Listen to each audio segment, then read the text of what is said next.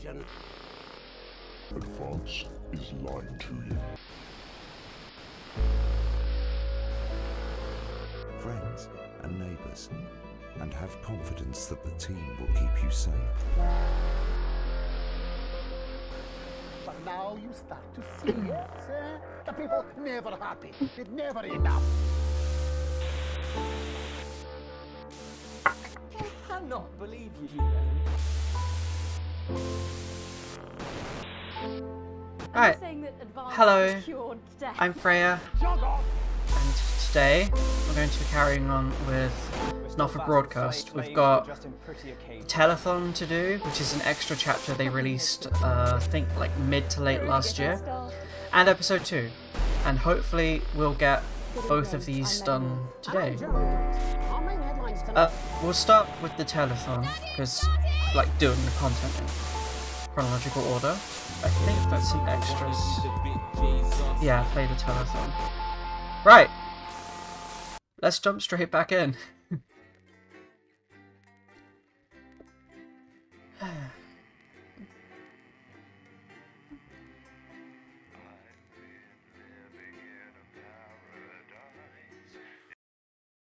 Oh, day 56, the Telethon. I can't remember what I'm doing.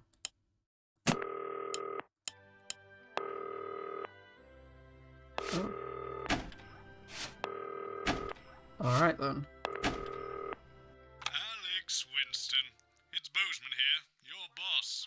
It's come to my attention that you've replaced Dave in the control room, and your performance so far has been mostly adequate. However, I'll need to observe myself to check you're up to snuff. And to that end, you'll now be mixing an old recorded broadcast to ensure you can do the job to my satisfaction. Don't worry, other than the odd tear and jump in the footage due to age, it shouldn't require you to deal with anything new, though do keep an eye on the censor. They had stricter sensibilities in those days. And of course, don't forget to load the adverts. Bozeman out. Okay. So as far as I'm aware, this is basically like an old like donation show, but like in the style of things from the 70s or the 60s. Cameras are set. Anyway, let's Who's going to tell Graham? make a start. I don't know. Can we even continue? Well, you'll have to think of something. We'll go live in 10 seconds. All right.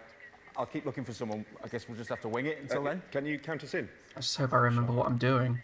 Going live in 5, 4, 3, 2, 1.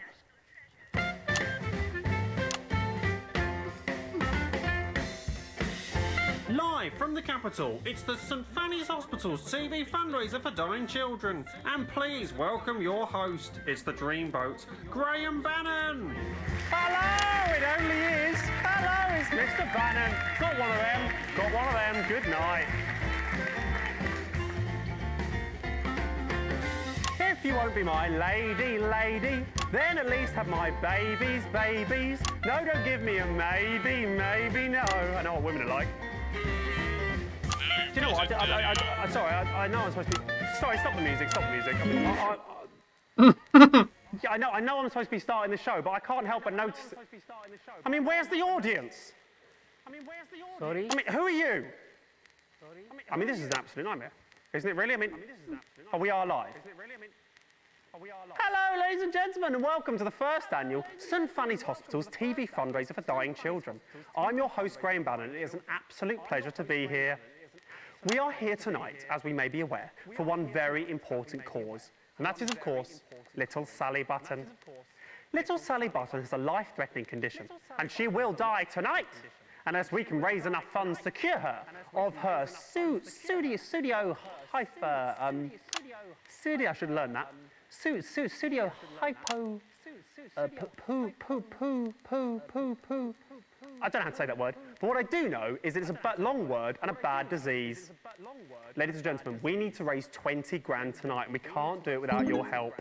And how can I help? You're screaming at home. Well, don't scream, and I'll tell you. We're taking donations starting right now. But let's beat feet and head over to the blowers. The phones, not the girls.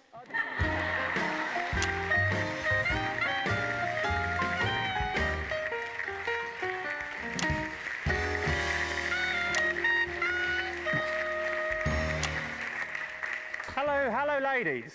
Good evening, Graham. Tell you something, ladies. Those are some classy chassis, if you don't mind me saying so. All right. So girls, would one of you kitty cats please let the viewers at home know exactly why you're here this evening? Yes, as kitty cats, we'll be taking calls from across the country to raise money for this little girl. If you would like to donate, no matter how large or small, please ring now. I'll tell you, I'll be giving you a ring later. An engagement ring if you play your cards right. Now that was a zinger. If I do a zinger, play the sound. Yeah, that's it. I'll check in with you later. It's time to have a look at how much money we're starting off with tonight. Using state-of-the-art technology that we can track up to the second exactly how much money has been raised from your donations. Without further ado, ladies and gentlemen, let's have a look at how much we're starting off with tonight.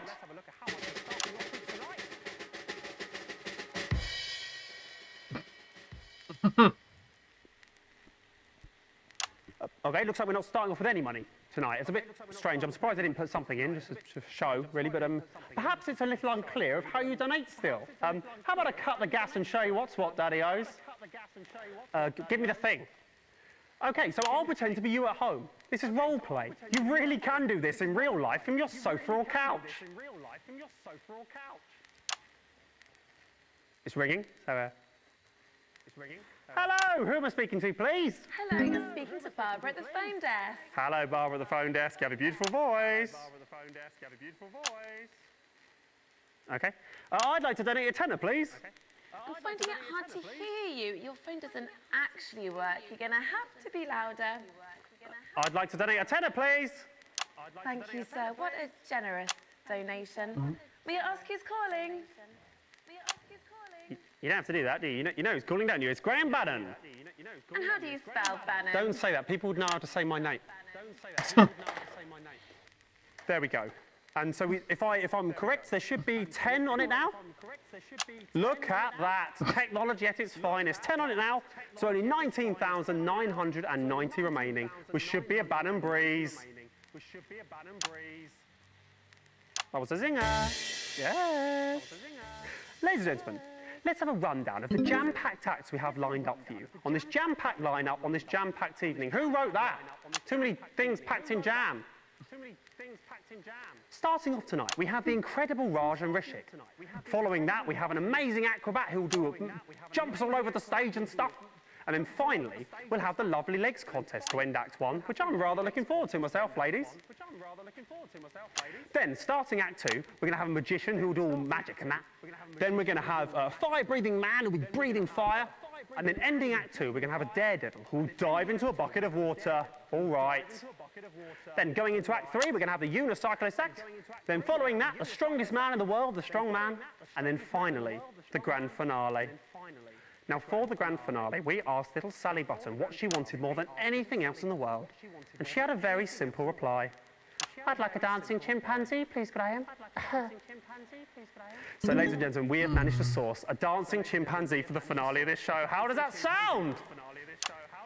There's no one here, is there? Okay, so without further ado, ladies and gentlemen, let's introduce our first act of the evening. He's come all the way from India for this event. Let's just say he might have brought a little friend along with him. Ladies and gentlemen, please, welcome to the stage is the incredible Raj and Rishik.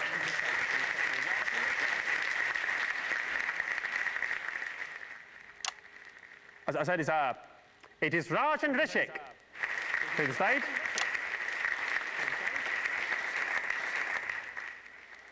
I mean, this is a nightmare. I mean, what is going on? I mean, this isn't working, is it? I mean, is there anyone around here who knows that you... Come here. Biff has returned. What is going on? Do you know what I'm saying at all? Why is he here? You! Come here. This is unbelievable. Hello, Mr. Bannon. Hello, yes, come here. Are you the producer, are you? No, I'm nobody, me. I just help the fellas unload the cameras from the van. Fantastic, great story. Do you know where the producer is? That's the problem. Get on with it, come on.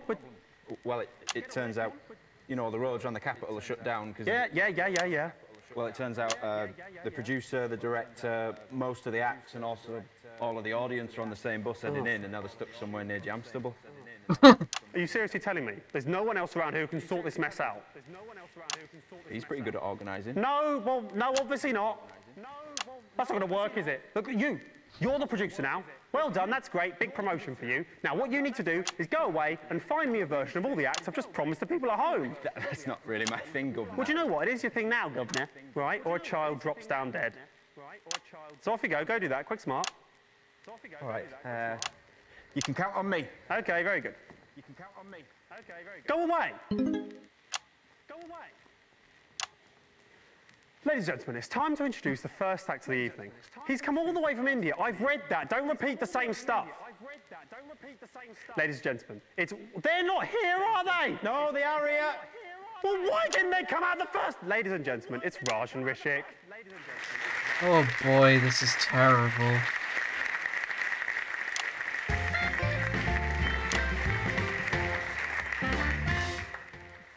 Hello everyone, my name is Raj and you might be asked Rishi. So here he is. What's your name? Rishik. And what do you do? I'm working in banking. That's interesting. No, it isn't. Okay, you have anything else to say? No. Thank you for your honesty. Have you finished? Am I finished? Yes, I'm finished. Okay, ladies and gentlemen, Raj and Rishik, play the sound for applause. We don't have anyone here. Okay. Well, fantastic, I think. So, well done, Raj. So, I know a little birdie told me you travelled in all the way from India just for this event. No, we cycled here. Rishik was cycling and I was sitting in the basket. Oh, right. Oh, yeah, now they laugh. Yeah, now they laugh. Great joke, great joke. Is he a good cyclist, is he, Rishik? Why are you asking me? You can ask him. I'll ask him. Okay, that's setting something up. Okay, Rishik, are you a good cyclist, mate? Why are you talking to him? He's only a puppet. Don't set a joke up with that if you're not going to follow it through. That ruins it, doesn't it? You farted. Graham farted. I didn't fart. I didn't fart. He made the sound out of his mouth. He made the... Stop doing that. Okay? Yes, you should be disappointed. Get off the stage.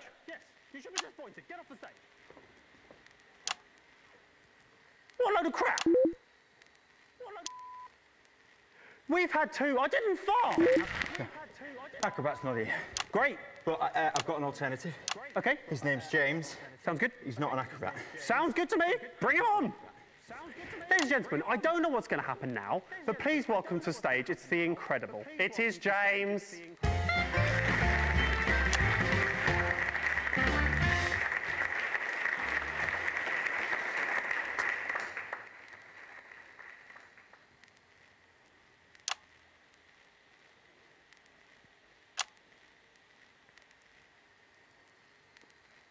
Hello. Hello. Oh. I was just walking past the theatre when that guy came up to me and said, hello, we've got the perfect job for you. All you have to do is stand on stage, we'll pay you. Something like that. Tell you what, I'll level with you here, James. We were expecting an acrobatic act now. Oh. Right. Damn. Yes, damn indeed. Tell me, James, can you do acrobatics by any chance? No, I can't. No, I haven't since school. That'll be fine. You remember a lot from school. Ladies and gentlemen, for your viewing pleasure, this acrobat James will now perform for you a series of double backflips. There's no way I can do that. Oh, we'll do some cartwheels. I'm not going to do any cartwheels. Then here's a job for you instead. Sweeping up the corpse of a dead girl. Start the music, please. Come on. Oh, boy.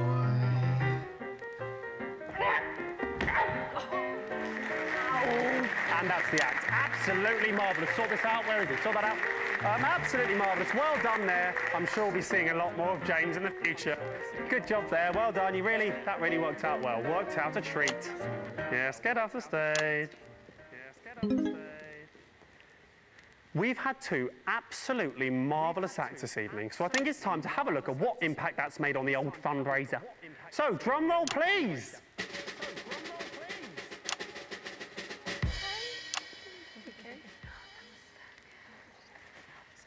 Okay, looks like we still haven't made any money at all. That's a bit surprising. Perhaps I'll check in with the bombshells to find out exactly what's going on. What are you doing there? Get out, Slinky Rook. Go on, go. You're upsetting the girls. Ladies. I was expecting a little money in the old pot by now, ladies. Have the callers not been particularly generous so far? We haven't had any callers so far. Are you serious? How dare you? How dare you? A child is quite literally dying somewhere out there, and you're too lazy to get up off your asses, go over to those phones we have, turn the dials, and pledge money to save her life. You greedy bastards. Sorry, Graham. Just found out the phone lines haven't been connected yet. All right. Yeah, Young forgot to do it. Who's Young? Oh, that idiot, right. Go on, Young. Got just a job for you.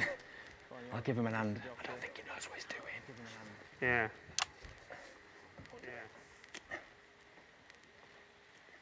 Ladies and gentlemen, I can offer only my greatest apologies. My outburst just now was directed at you, when it should, of course, have been directed at Young.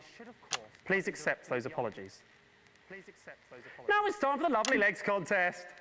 What better way to end tonight's programme, the first part of tonight's programme, than with a display of beauty and talent? What did you ask him? So for your viewing pleasure, these 10 out of 10s will be modelling the latest in fashionable swimwear. Graham? Not now, love. I'm speaking to camera. Graham, Donna's not here. So what? Well, we need 4 of us for the routine, so let's... We'll do the routine with 3 of you. Do it with 3. Well... Does anyone else around here know it? Well, he was watching us rehearse earlier. Oh, was he? That's very interesting. Little pervert. Tell you what, slap a costume on and stick him at the back. That'll teach him. He doesn't know what's coming. Ladies and gentlemen, when I was told... Phones are fixed. Great, sit down and take calls. When I was told that I'd be judging the best legs out of a group of young, attractive women, I said, where do I sign? Well, I did sign, and that time is now. The time to look at women and judge them. Ladies and gentlemen, the first lovely lady to the stage is Barbara. Now, Barbara plays for the local women's amateur football team, so she can quite often be seen getting down and dirty of a Sunday lunchtime.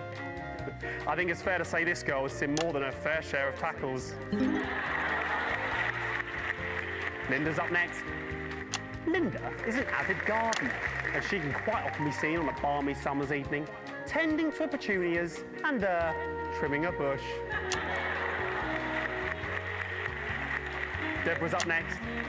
Deborah's a socialite, and Deborah likes nothing more than a nice night in the pub with the girls, gluggity glug glug glug. But I'll tell you, forget the pub. Nice legs, love. What time do they open? It's just a bit of fun. And then finally we have Donna. I mean Young, who's taking over for Donna.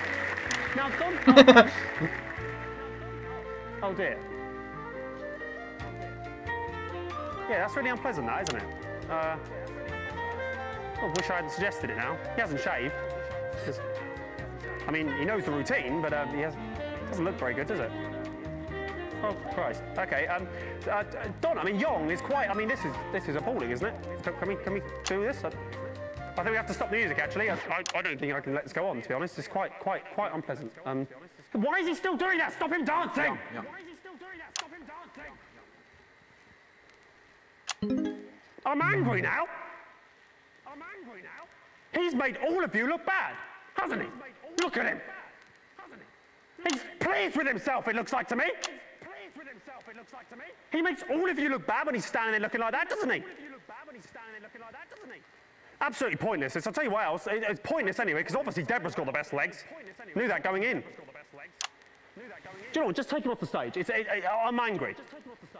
I'll tell you, if there was an audience, they'd be a-booing you, Young. They'd be a-booing. And that seems to me like the perfect place to end Act 1 on a bit of a high.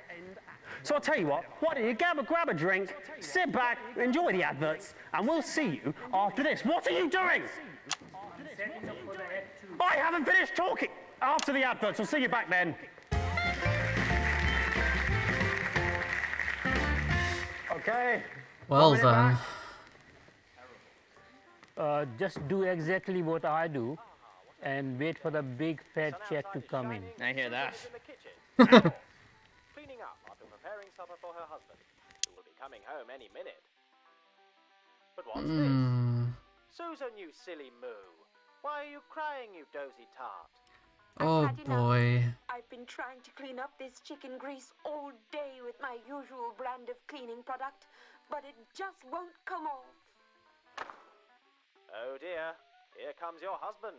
I hope you've thought of something. Honey, I'm home. That chicken looks delicious, and this chicken looks even nicer. Oh yes, I forgot to mention, her husband is me, Dick Johnson. Lucky lady. What's with all this grease? This surface is filthy.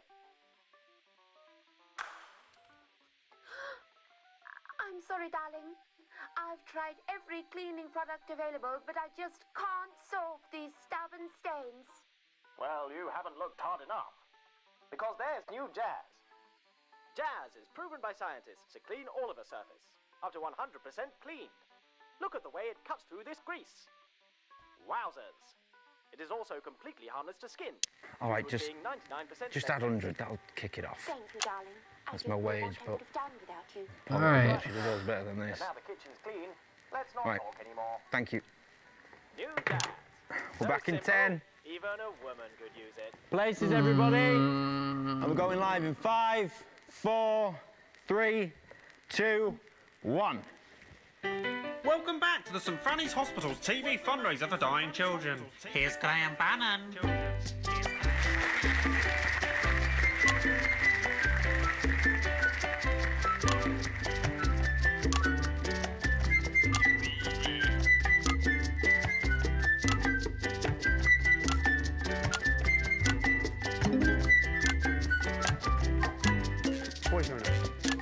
What is going on? Someone to clear these boxes up. It looks a mess, doesn't it? We all end up looking like idiots, don't we? Oh.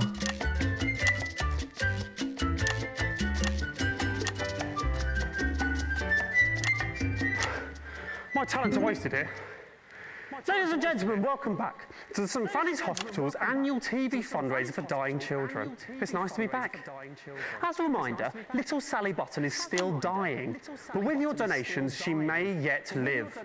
Let's have a little look about how much money has been raised while the adverts have been playing.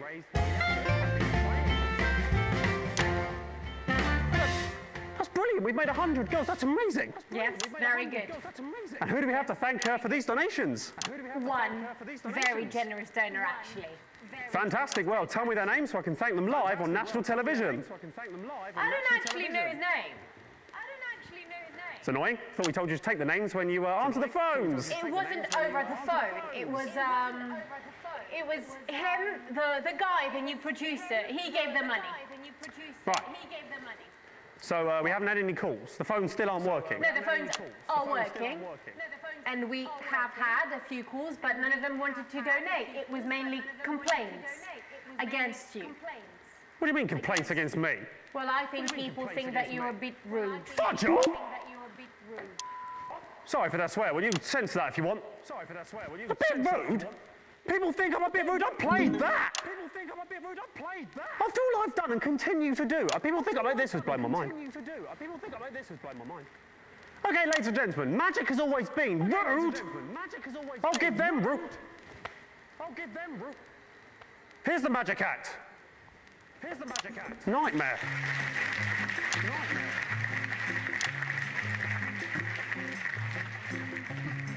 Hello everyone, I am the magician, the great bamboozle. For the third magic trick, I will need two beautiful ladies assistants.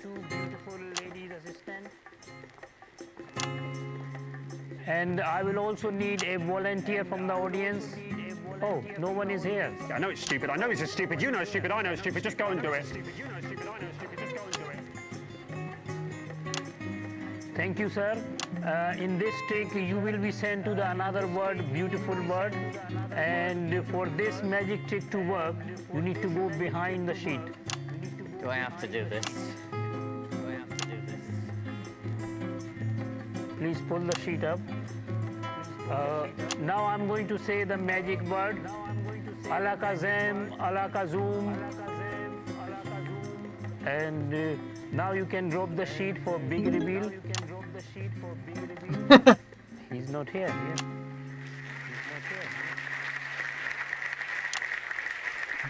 And you can take the sheet.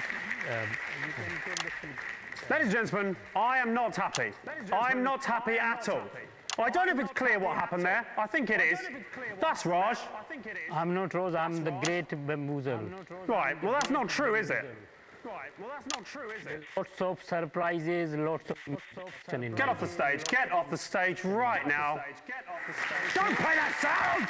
And then finally, what I and dying child Sally Button have been waiting for, it's the chimp dancing finale. Sorry, Graham, sorry.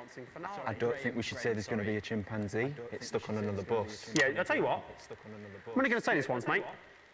If you don't manage to source a dancing chimpanzee, and it has to be a chimp, not an orangutan, for the end of this show, I am certain that the shock, disappointment and fear on that little girl's face will cause her to just die, like sometimes children do. And that'll be entirely your blimmin' fault. Graham, of course I care about Susie Button, who you've been calling Sally Button all evening, but I'm not a producer. I don't know the first thing about booking dancing chimpanzees. I can try my best. That's it. That is as good as I will get a dancing chimpanzee, Graham. Now you're here, what can we expect next? I assume it'll be the fire-breathing man or something incredibly similar. No, he's on the bus, but we've got something better. What's that? It's a group of teenagers from the Scritchford Dance Club. Right, that doesn't sound better to me than a fire-breathing man, but I suppose it's the best we've got. Ladies and gentlemen, please welcome to the stage. It's the dance, it's this. Hurry up.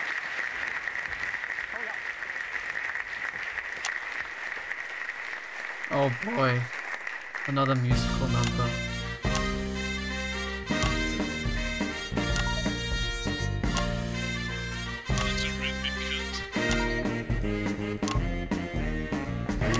Hey, I've got something to say. Life is pretty spiffing when it goes your way. Meet, when I walk down the street. Waves of admiration from the people I meet. That don't have much of a plan. Nothing you could understand. So you can work as hard as you can. But I'll be running late because it's great to be a man. It's great to be a man.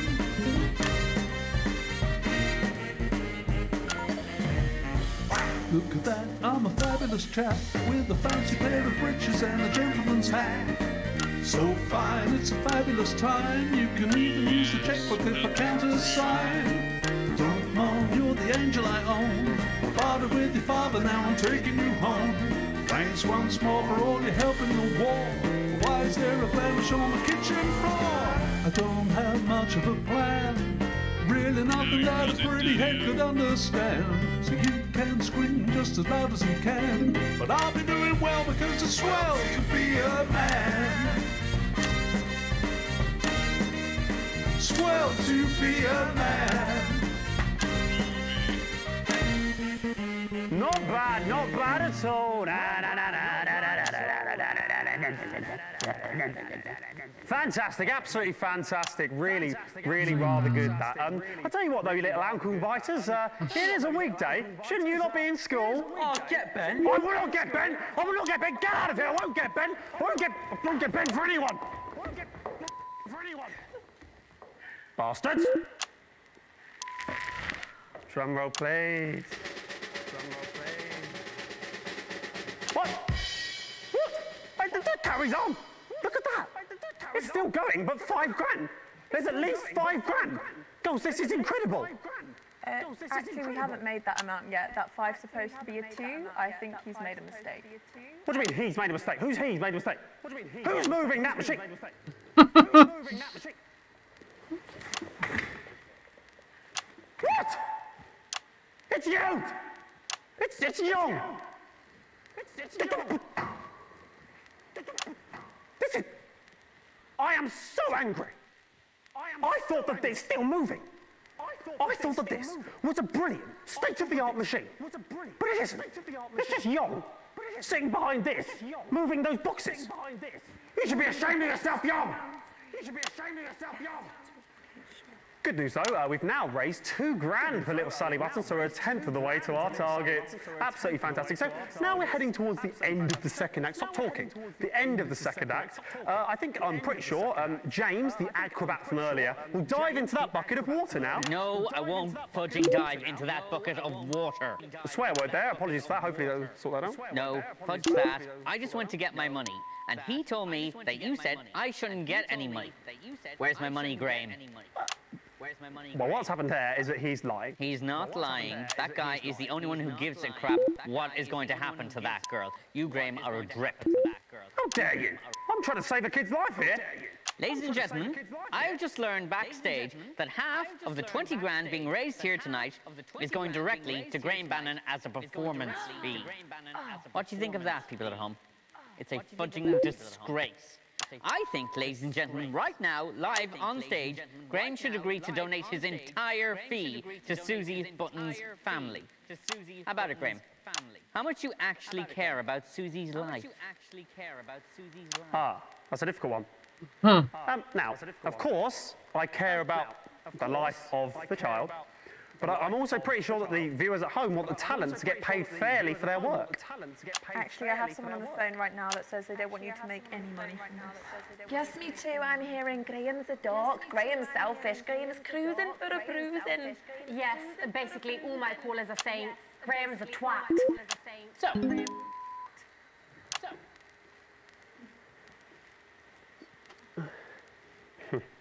Ladies and gentlemen, I have decided, off my own back, to half my fee. 5,000 for the dying child, and 5,000 for Graham Bannon. Nope, that's baloney. Graham, if you care and don't want people at home to think you're spineless, you'll give it all to Susie. You know, Acrobat James, there comes a time in a man's life when he has to decide what sort of a man he wants to be. Are you going to donate the money? Yeah, I was just doing a speech about that. Yes. Well done. About that. Yes. So that should bring the tally up by 10,000. Plus, I'm happy to donate the fee they offered me of 150. You offered 150 for falling on your arse. So I make that to be 12,155. Young, if you wouldn't mind. Oh, there it goes. Yeah, great. Hold on, Young. Yeah, great. Okay, well, thanks so much for that helpful contribution there, James. I assume you'll now be getting into some lycra and diving into that bucket. No, I'm done. I'm going home. Thank you. No, you're not. Get in the bucket. Get in the bucket. Someone grab him and put him in this bucket. Get in the bucket. Someone grab him. We need someone to go in this bucket for the end of the act. Yes, yeah. Found somebody. Yes, yeah. Found somebody. Oh, here he is. Right, great. Okay, so now, let's viewing pleasure. This knucklehead will now dive off of this ladder into this bucket of water. Come on, bucket of water. Off you go. Come on. Off you go. That's good. Great. Now, in the bucket. Great. Now, in the bucket. Graham, that's not tall enough. There's no water in the bucket. I don't care.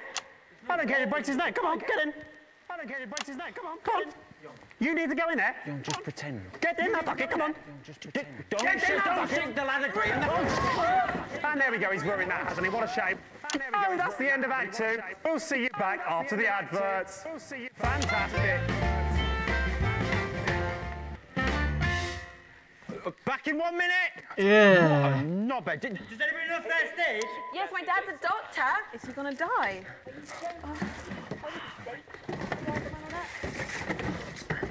Oh dear, Johnny. How does that make you feel? I feel like a chicken head. I ain't never gonna get a broad like that. Say, what are you smoking there, Johnny? What, this? It's just my regular brand of cigarette. Ain't nothing special. You're telling me you don't smoke Lion cigarettes? Well, how could I? I never heard of Lion cigarettes. How'd you like to try one? Well, why bother? The taste of Lion cigarettes can't be that different from my regular brand. You're talking crap, Johnny. Lion cigarettes are proven by medical science, too. Make you up to 51% more intelligent, make you 70% more attractive to women or homosexual men, and finally make you fitter and healthier. You might have heard that cigarettes give you cancer. Well, not Lion cigarettes. In fact, they'll decrease your chances by 100%. Give it a try, guy.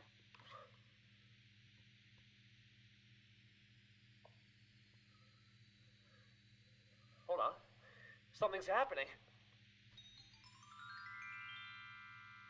Whoa. One smoke of a lion's cigarette and I feel like a new man. Hey, hot stuff. Are you coming to bed? Don't mind me, Cham. You run along now. Will he be all right? Yeah, but we need to keep that psycho away from him. Okay, we're back on in 10. He's still unconscious. Let's take him off. Okay. And we're going live in 5, 4, 3, 2, 1. Welcome back to the St Fanny's Hospital's TV fundraiser for dying children. Graham Bannon is still here. Somehow. Cut the music. If there's no audience, Graham Bannon doesn't dance. Graham Bannon doesn't dance. Hello and welcome to the third part of the St Fanny's Hospital's annual... Well, it's not annual. They're not going to do another one, are they? Well, it's not annual. TV fundraiser for dying children. Yeah, that is true, Rip. Television, it seems. And you know, speaking of dying, is the child still dying? I'm pretty sure it is. And they're looking at that. No more money has been raised while the advert's been playing. So it looks like to me you continue to do F all at home. There's 2 reasons for that. Hello. 1, we don't have anybody in the phones. We're all backstage looking after Young, who you pushed off the ladder. Pretty sure he fell. And secondly, we don't have the guy who changes the counter anymore. You pushed him off the ladder. Tell you what, do I have to do everything? You go back there, grab Young, bring her back in, put him over there, grab the girls, put them on the table. Then they can all do their stuff. Young can sit there twiddling his boxes. Great. He's only just woken up and his neck might be broken. Doesn't have to move his neck. Look, my neck stays perfectly still. Go and get him. I mean, that is unless you don't care about Sally Button. I mean, I assume you'll be donating your fee too. Yeah, I was the first to do it, Graham, about 20 minutes ago. Get off and get them. No more long speeches. Bloody Northerners. Ladies and gentlemen, as a reminder, this is still happening, and we are still live, taking your donations if you can be bothered. If you want a girl to live, up to you. Oh, look, the girls are back. What a sight for sore eyes. In fact, talking of sore eyes, went to my opticians the other day, and guess who I bumped into there? Absolutely everybody, because I couldn't see. You got to laugh, haven't you, girls? You're a pig. All right, let's have another act. Any more acts? Anyone who's not stuck on a fudging bus or something? Oh, look, the strippers arrived. Oh, God. Keep him over there. Okay, right, we need something else now, don't we? We need an act or something. Girls, any callers we can put through? Actually, I have someone on the phone right now you might like to speak to. Absolutely fantastic. Put them through. And on top of that, he's been rather horrible to that little boy. She sounds about 100. Hello there, and welcome. Then welcome to the show. What's your name, please? Who's that? What's your name, please? It's Graham Bannon. You're horrible. Why is it through? Don't put one through to think I'm horrible, obviously. That might be a bit difficult. This is so crazy that everything I've done for all these people, they still... Why is she still there? Cut her off! Why is she still there? We're not putting any more through. We're having another act. Hello? Who is that? Stop putting people through! I'd like to donate a tenner, please. Aha! We have a serious gentleman on now. Hello, sir. Did you say you'd like to donate a tenner? Hey, that's right. I'd like to donate a tenner. A tenner to the fund to stop Graham Bannon being on TV. No, don't play the laugh sound. Wasn't funny. Oh, so you think you can do better, do you? Hey, that's right. Okay. The stage is yours. Go on. Tell a joke. Tell a wee joke. All right, I'll do the joke. How many Graham Bannon does it take to screw in the light bulb? I'm not going to like this. That depends on the fee. No! The joke was horrible. The joke was horrible. No! We're not having horrible jokes. We're not doing any more of that. We're not having any more callers. I think they're stupid and also they seem drunk to me. Right, what's next? We need another act. Where's the next act? We have sorted the monkey problem. This is brilliant. This is brilliant news, Raj. Bring it on. He's very shy. That's fine. That's fine. We get fine. Bring it on. It wants everyone to close the eyes for big reveal. Okay, right. Everyone close your eyes for the big reveal. Don't ruin this, girls. Close your eyes. We are ready. It's very big. Okay. It's very big. Okay. You can open your eyes now. Okay. It's very strong. So it's carrying me on its back, and it has banana. It's offering banana to you.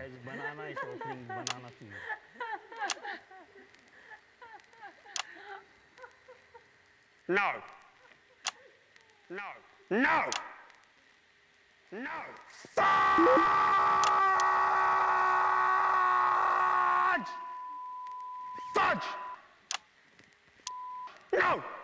Wow. That's not a real monkey. That is not a real banana, is it? And these are not your legs. Ouch! Get off the stage, I'll give you ouch!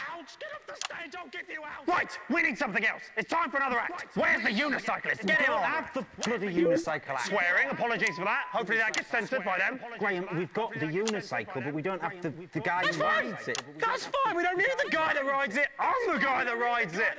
Bring it on! Graham, bring the damn thing! I don't care what you think, bring it on!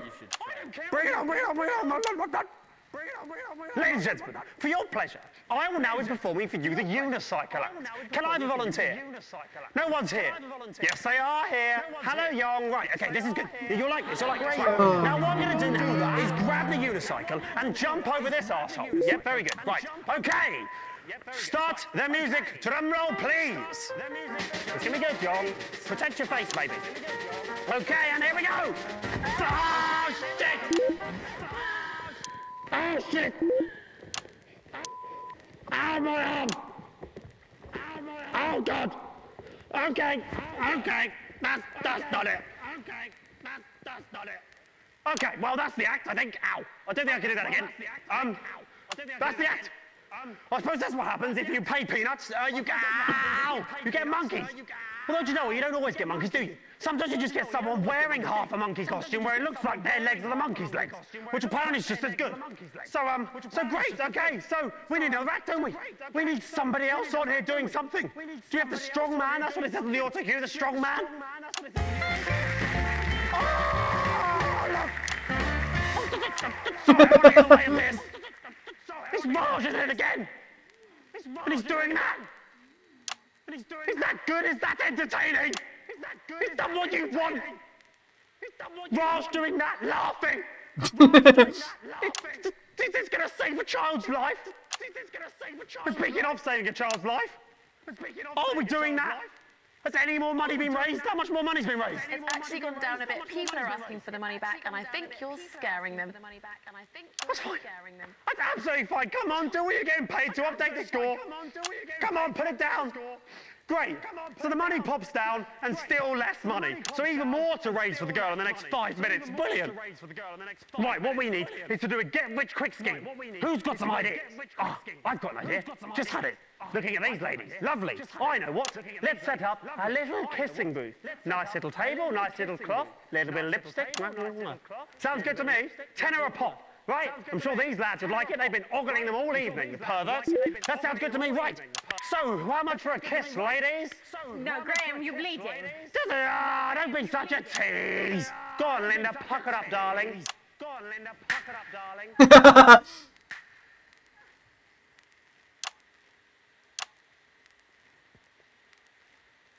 Thank you, Linda. I needed that. Thank you, Linda. I needed that.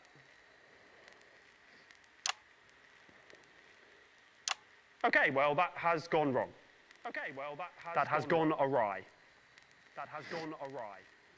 I'm sorry if that's my fault in any way. I don't know if it is. That's my fault in any way. Got my. I think I know whose fault that might be.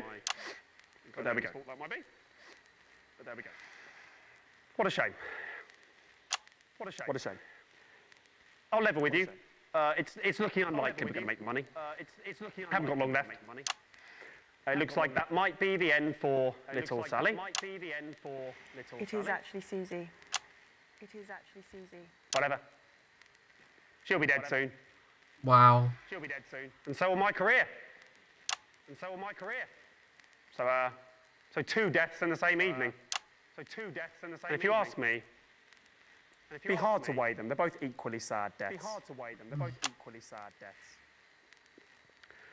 Oh, well, that's the end of that. I suppose that's the end of the show then. Thank you very much. Graham. Great news. The monkey's turned up. Yeah, it's not the monkey, is it? It's just Raj or something pissing around. No, it is a real monkey.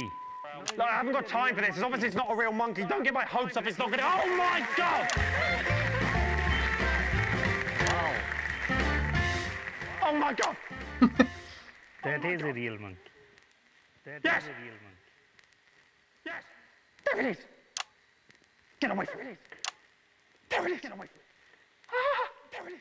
It's a real monkey! It's a real monkey! Now we can do the dance and save the show! Save my career!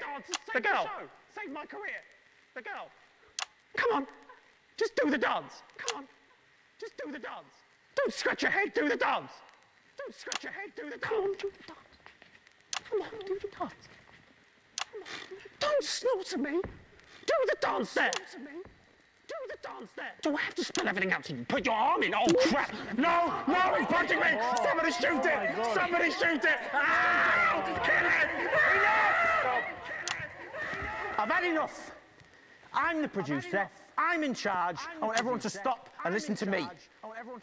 We've forgotten what's important here. A little girl's life's on the line. We're all acting like children.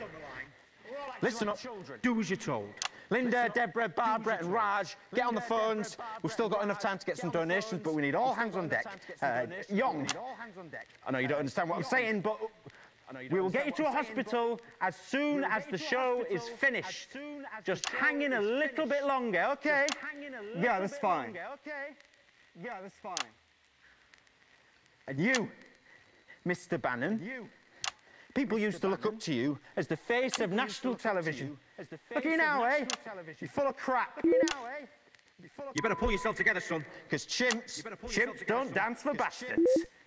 We're all here working together as a team to try and save somebody's life.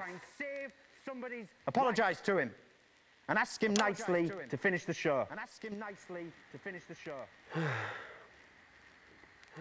Chimpanzee, please, will you do your little dance to save the life of young Susie. There we go. That wasn't so hard, was it? Now, the little girl's life is on the line, and I've got just the job for you. Please donate to this worthwhile cause. We really can do some good here. It's like my old man used to say, you can keep your money in your pocket, but people will call you a stingy cunt. Wow. Ladies and gentlemen, I'm Peter Clement, television producer, here to tell you that if we work together as a team, anything's possible. And that is a Peter Clement promise. Thank you and good night. Take it away!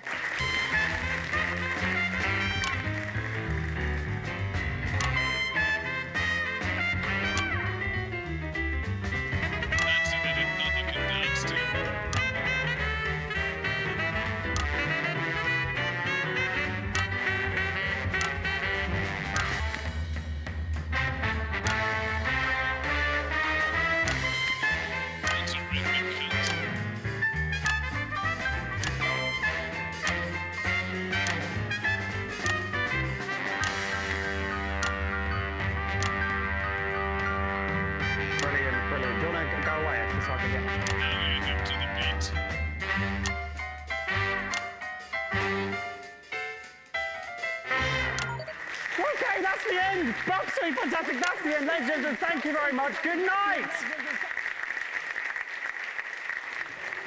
Right, down the pub. Well done. Lights on, Peter, eh? How about that? We did it. We did it. Turns out, if you work as a team, you can do anything.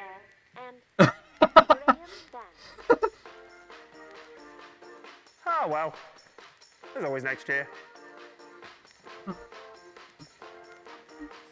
Why, look, folks. It's television's Graham Bannon. And he's taking A+. the brand new Mega Wow. MK7 convertible out for a spin. How's the ride, Graham?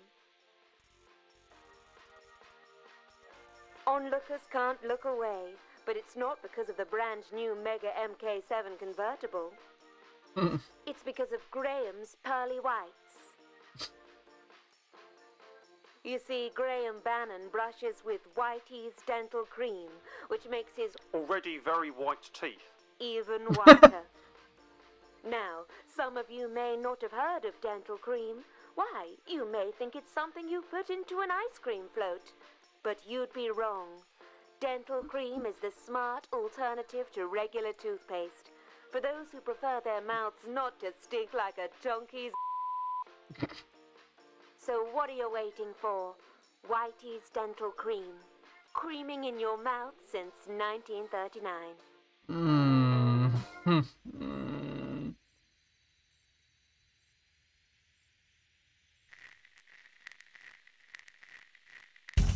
Well, that was something.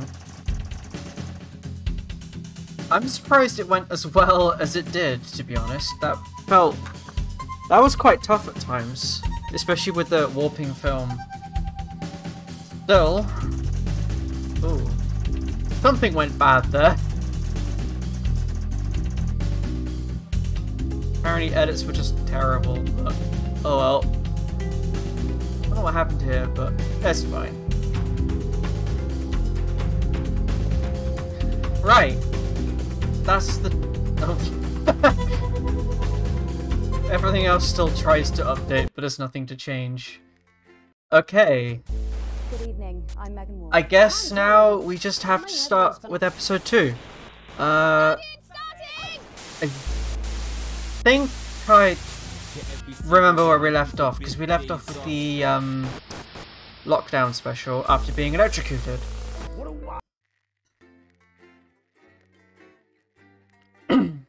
So, I wonder where we will wake up. A Rude Awakening, day 154.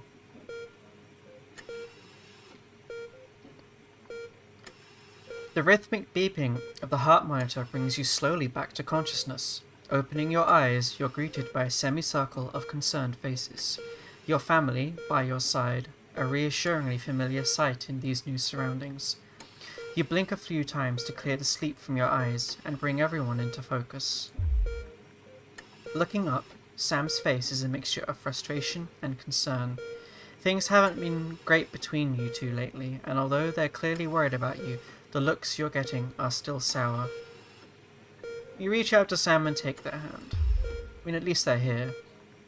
The worry lines on Sam's forehead fade, and they smile as they gratefully take your hand. You feel the tension of the last few months start to ease. You've both got enough to be anxious about without being at each other's throats. With a final smile at them, you turn to the rest of your family. Susie is standing next to Sam, less worried now that you're awake and smiling. You can see Sam's worry on your daughter's face, but it quickly turns to a frown when she notices you looking at her. I'm glad you're okay. It's muttered, more than said, a grudging acknowledgement that, despite your recent differences, she still cares. Thanks for coming, you groan back, playfully. Susie can't help but smile back at you, rolling her eyes good-naturedly. It's great to have her here. Charlie catches your eye as he fidgets with the edge of the blanket. You cock your head and look at him, one eyebrow raised questioningly.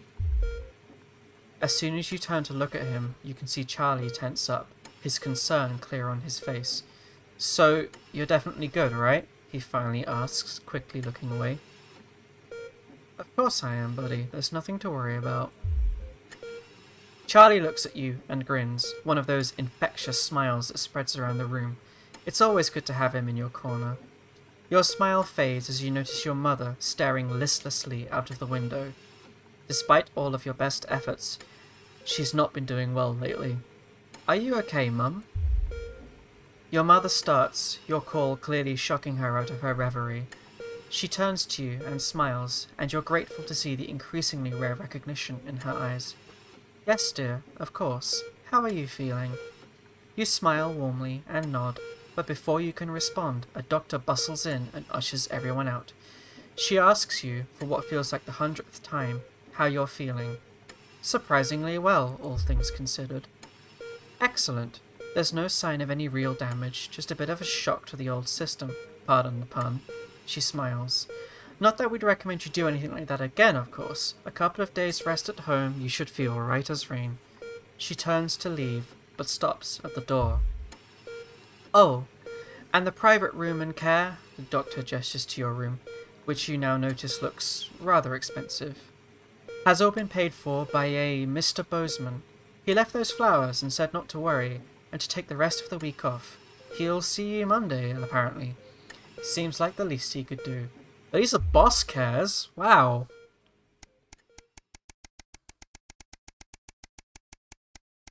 Day 180. A burden to bear?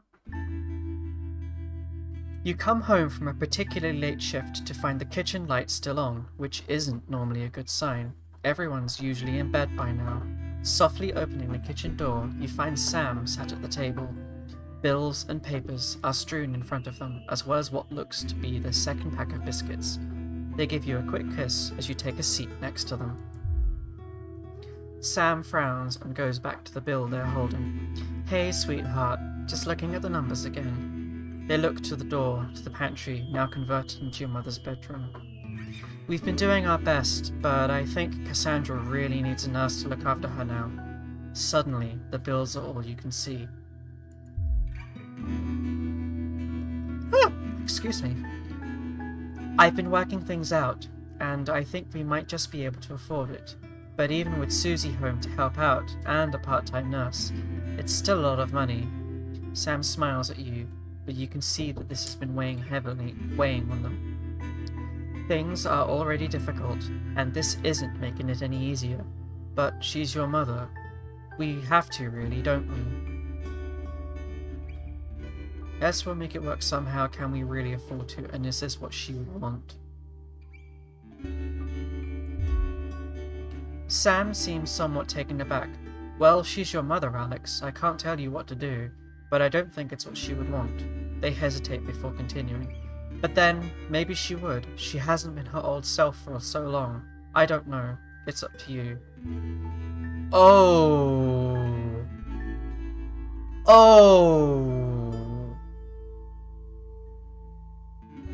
Sam wants to send her to a transition center, doesn't she?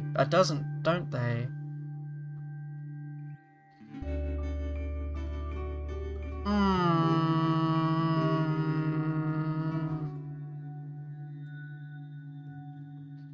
No, you're right. We'll find the money. The sword of Damocles sheathed, at least for the moment. You grab the papers and stuff them into the drawer. It's such a relief to not have to worry about it anymore, or so you told Sam. Hours later, you're still awake, staring at the ceiling, thinking, how long will the money last? Current wealth, manageable debt go down. Not quite breaking even. Well, we're hopefully only still in the upper areas of red, so surely we're fine, right? Day 232. Ooh. We're doing the actual day.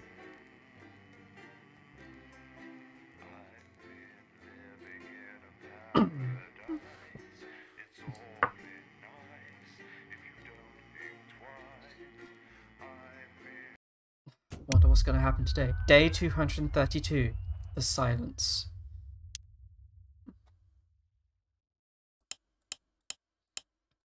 Today. Oh, you're fired. What?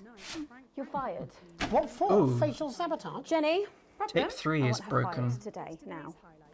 Don't worry, Kath, it'll be all right. No, it won't be all right, Kath. Pack up your weapons of optical destruction and get out. You realise you're beginning to sound like me? I mean it, Kath. Stay where you are, Kath. Jenny? This is not Jenny's decision, Jeremy, or yours. It'll be all right. I'll talk to Buxton. Oh, good.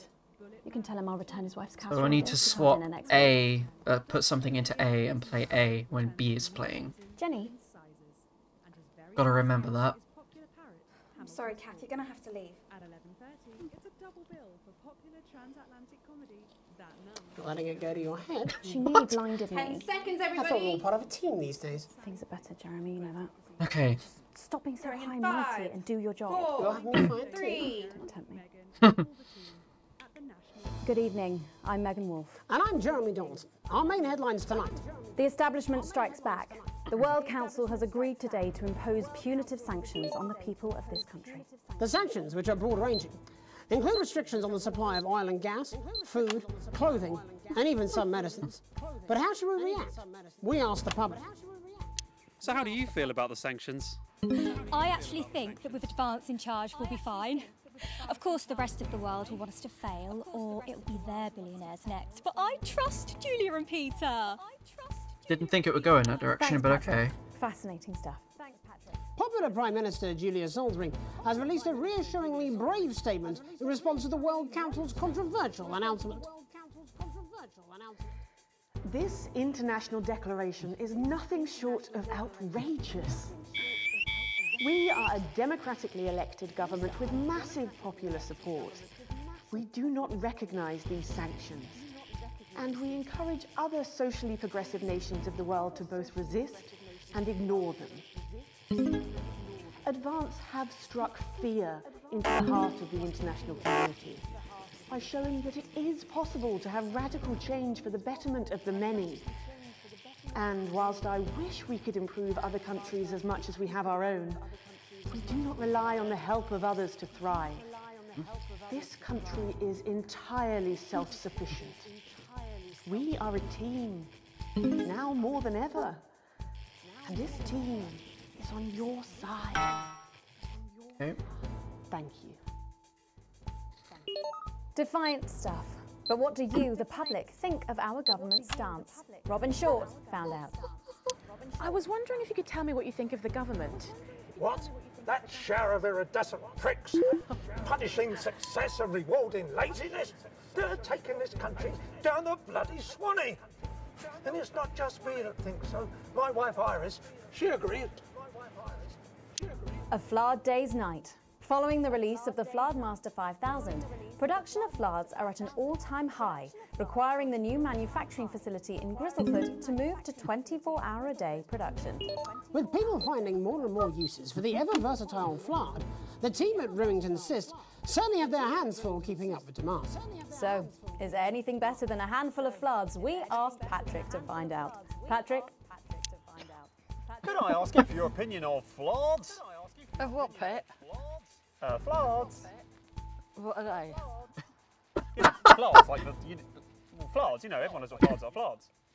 Don't know, don't care. Oh. Is it some sort of code? Are you okay? Pipers at the gates of dawn. Commuters in the capital this morning found themselves surprised and amused by the latest stunt from popular pressure group Disrupt. Silent protests were held outside underground stations throughout the capital, bringing a pleasantly surreal quality to the morning commute. Unless, like me, you have a phobia of mimes. But how do we, as a country, really feel about Disrupt? Robin? How do you feel about Disrupt? Oh, well, now you're talking.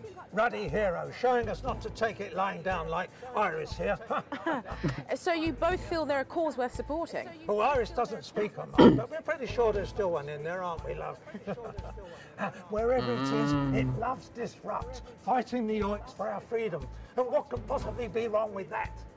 Do you need me to get you some help? Bubbling up, intrepid scientist Dr. David Wong and Dr. Ingrid Svorsborg-Hawkinsford today sent a blueprint of the escape craft in which they hope to finally leave Dante's taint. With expert opinions of the plan running the gamut from optimistically engineered to that looks like something my granddad made in his shed, it sounds like the unfortunate team are going to need all the thoughts and prayers they can get. So what should we think about the escape plan? Patrick Bannon again. So I'd imagine that you think this is a great plan. Oh my God! How did you know? It's a brilliant idea. I hope everyone gets behind them so that they know that we're with them. In spirit, of course.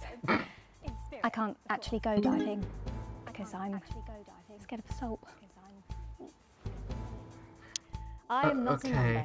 Applications finally opened today for the new Advanced Team membership cards, a scheme by the government to allow fast access to all the new public services being introduced daily. The team membership cards are entirely voluntary, but will be recognised as legal identification by all major organisations, including the police, banks and, vitally, pubs and bars. And of course, there's no charge, Jeremy. It all seems too good to be true. Well, you've always been a cynic. But most importantly, what should you, the public, think about the new team membership cards? Team membership cards? Absolutely bloody not. That's the thin end of the wedge, isn't it, Iris? First it's, can I see your identification, sir? And then it's, would you mind bending over the table, sir?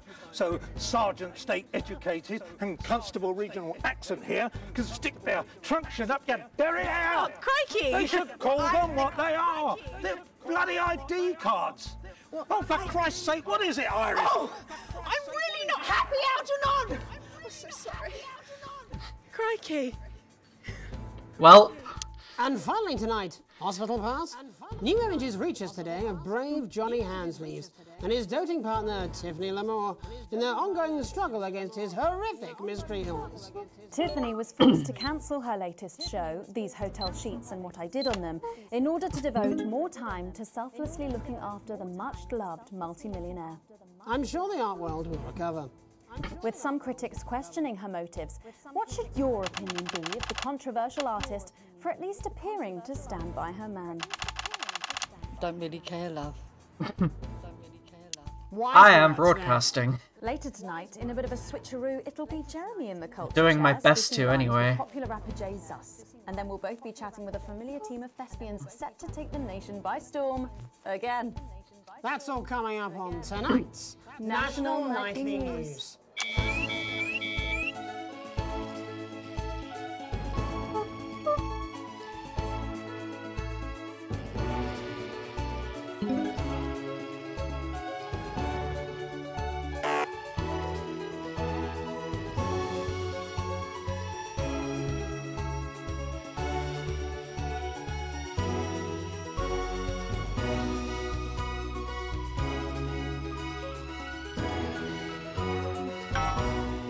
Tonight, thankfully, some news as we return to our main story. The World Council today agreed that punitive and potentially illegal sanctions should be imposed upon this country. The sanctions, which come into effect immediately, aim to stop the flow of food, fuel and even some medicines from reaching your pockets. Tonight, we have guests from across the continent to discuss this unprecedented situation. Oh, For boy. advance, Peter Clement is at his home in Lanfordshire. Are you there, Peter? Yes, I can hear you, Jeremy. Thank you for having me. A momentous day, Prime Minister. Are you shaken? Oh, I don't scare that easy, I'm afraid, old son. And neither do the people of this country. Well, joining us is Ivan VoD, Foreign Minister of Urkistan. Ivan, thank you for being here. Great pleasure. You, Megan Wolf, are like strongest guard at Labour camp who wake up inside body of crazy, expensive prostitute. In my country, you will be worshipped as a god. Okay. Minister, as one of those arguing most strongly for these sanctions, how do you feel about Advance's defiant stance? Advance is like man who think he have big career in movies land, when actually he in dirty sanitarium, screaming at mirror and holding tiny penis in hand.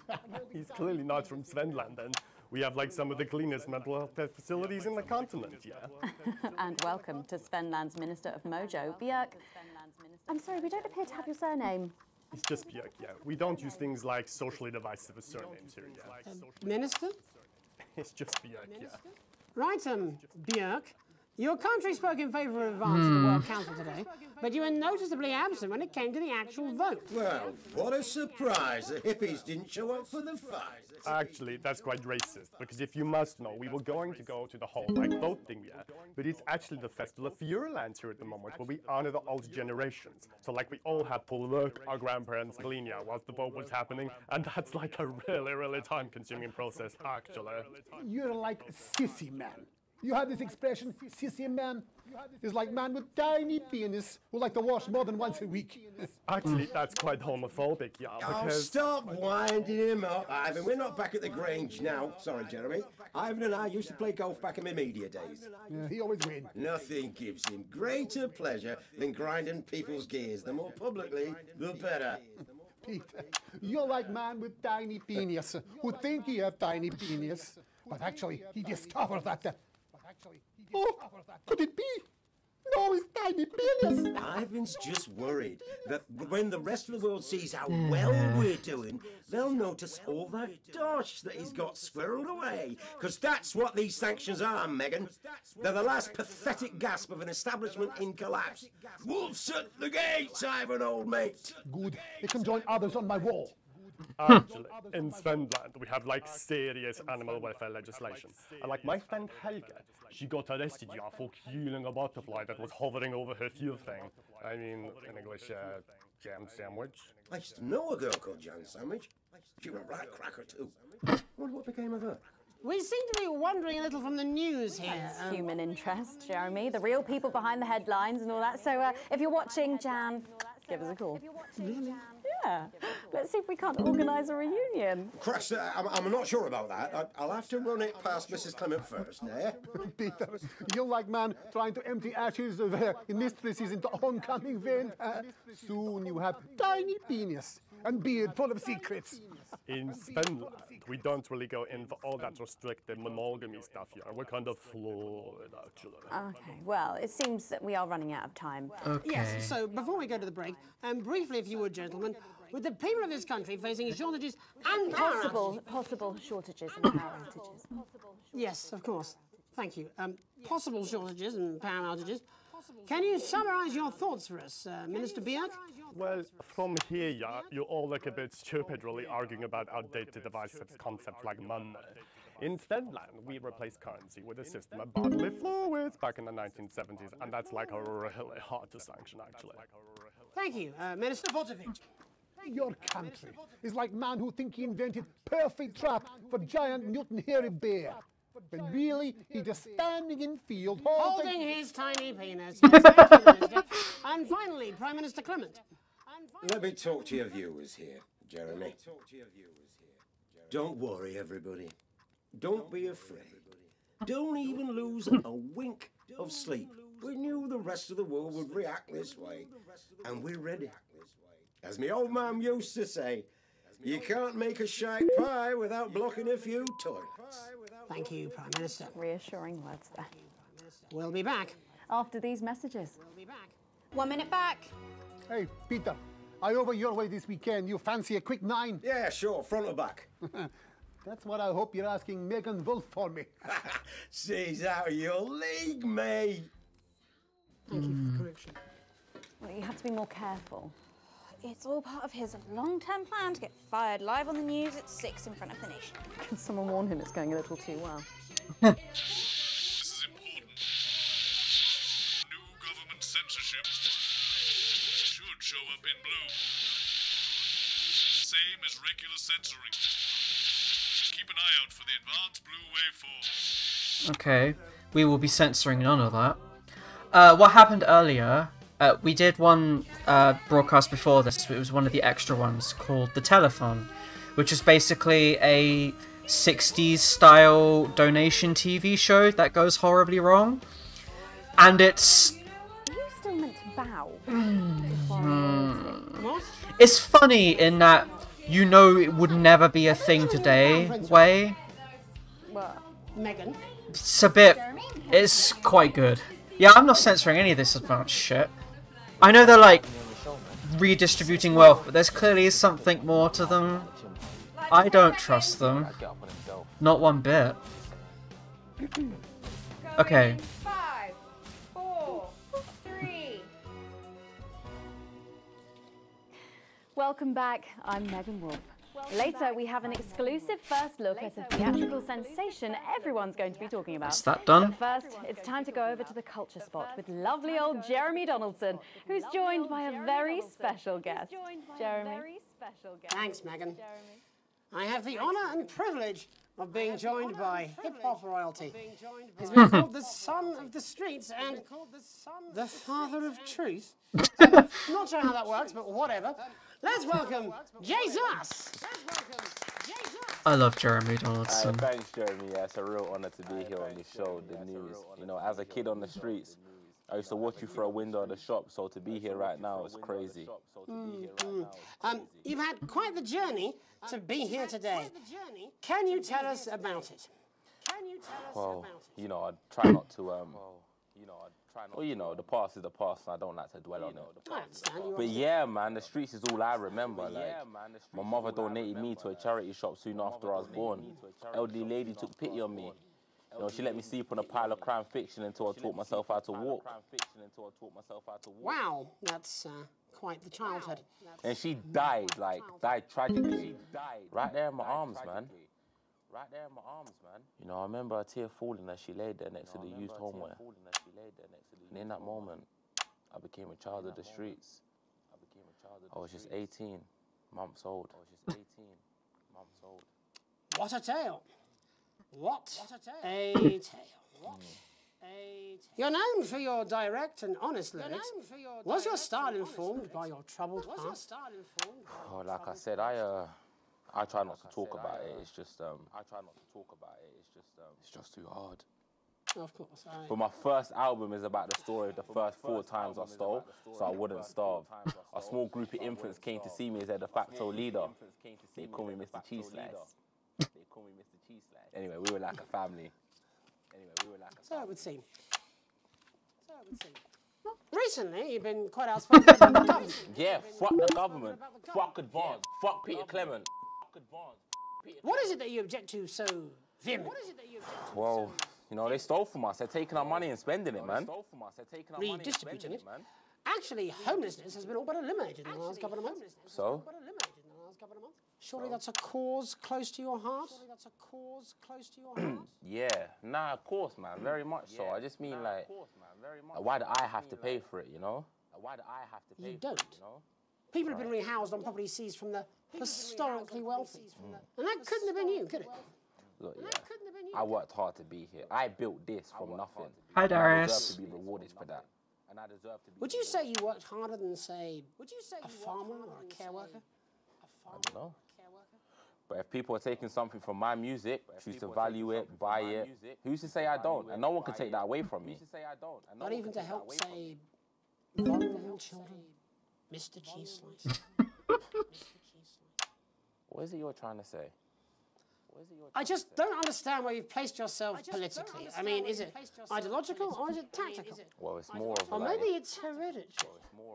Stop trying to tie me in knots with your words, Jeremy. I let the music speak for itself. And the people agree with me. Well, that remains to be seen. But you have given me a very easy segue out of a conversation that I promise you was much more painful for me than it was for you. So here he is with his hit song, Mrs. Ludlow's Tears. Oh no, I'm going to do something a little different. It's a new single I've been working on. Oh, so this is unapproved, is it? Yeah. You love it? Excellent. Don't worry, we've got a state-of-the-art censorship system. What's the worst that could happen? So here he is with a new song. Aren't we lucky? It's Jesus! First, you're gonna pay up. Oh. You're gonna pay back.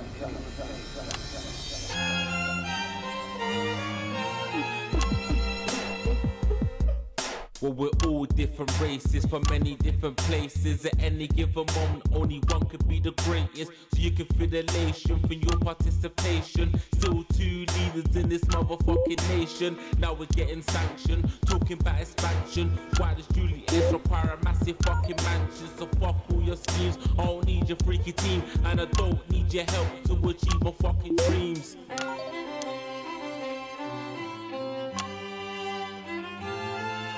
So don't make a fuss when you find you're one of us.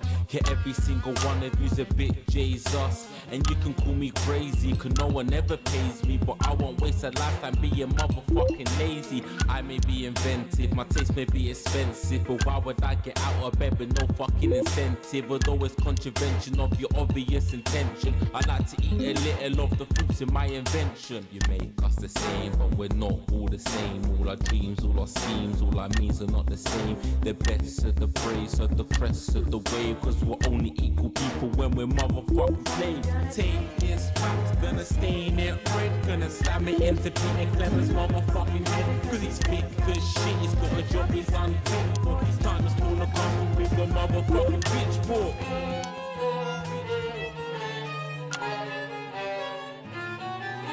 So this is for the snub ones, the push and the shove ones, the folks who feel the burden of their motherfucking loved ones who had plenty like a motherfucking Bentley, the ones who now finding that their bank accounts are empty, the ones with aspiration, who had to flee a nation, the ones who built a business out of dreams of perspiration. There's all sorts of people, the good and the evil. It only takes a glance to see we're not all equal. You make us the same, but we're not all the same. All our dreams, all our schemes, all our needs are not the same. And the best of the praise, of the press of the ways, cause we're only equal people when we're motherfucking slaves. Gonna take this fact, gonna stain it red, gonna slam it into Peter Clement's motherfucking head, cause he's thick as shit, he's got a job he's unfit for. Time to spawn a castle motherfucking pitchfork. Get out of your seats, get your asses in the streets. Set a fire in the building, let them feel some fucking heat. Say you hate to go getters, you're squilling bed getters, and burn them on the powers of advanced fucking getters. Gonna take his facts, gonna stain it red, gonna slam it into Peter Clemens' motherfucking head. Cause he's thick as shit, he's got a job he's unfit for. Time to steal the castle with the motherfucking pitchfork. Chase that dream, you don't need a fucking team. And advances little dancers aren't as harmless as it seems. Cause they're stale and corrupt, then your anger erupt. Then your hearts and your minds and your fists to destruct. It's just solid blue.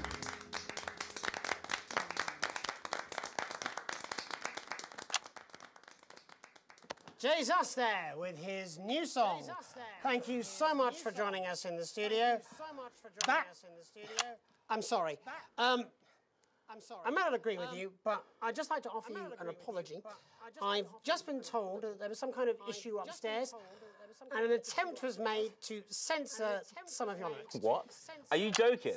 I'd just like to say to you and everyone at home that this was a mistake. This is absolutely ridiculous. I cannot believe this. Here at the National Nightly News, we pride ourselves on remaining neutral, unbiased, and independent of any outside interference. You have my word. We will never censor ideas. Back to you, Megan. Well, a bit of dangerous language there, sorry about that. Well, thank you to little Jeremy Donaldson for providing our culture spot. Coming up, we'll be speaking to a couple of familiar faces about their upcoming dramatic outing. Don't go away. We'll be right back after this. That's the ads. Jenny, this is fucking outrageous! Thank you so much. If you could just come with me. No, this is ridiculous. Who do I complain to? This is just a mix-up, I'm sure. Now, come with me. I really do have to ask you to trust leave. me. My father's going to hear about this. I understand.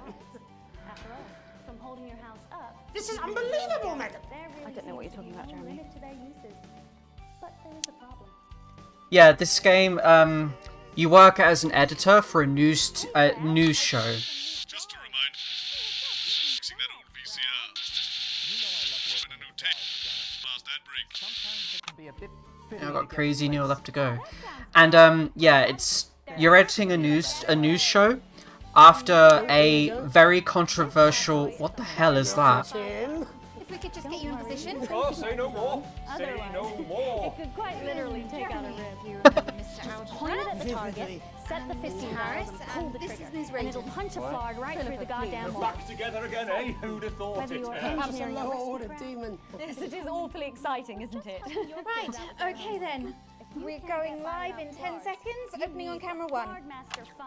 Thank you. Thank goodness it's available. It's nice to be told what camera to go to. 5, 4, 3. Welcome back, and no, you're not mistaken. Sitting across from us are some very familiar faces. You really are too kind, Megan. It was only a yogurt commercial, but I'm still proud of it. Here to talk about his new show, we're joined by National Treasure Tommy Harris, the National Theatre's Philippa Rayton, and National Deficit Jeff Algebra. So lovely to have you all. Tommy, would you like to tell us about the show? You know what? I'd bloody love to. It's about me. It's about my life. And where did the idea come from? So, picture this. Their legs akimbo, mid-session, sweat is pouring out of me like an immense hog. And then Cindy comes in, she says, Pete's on the phone.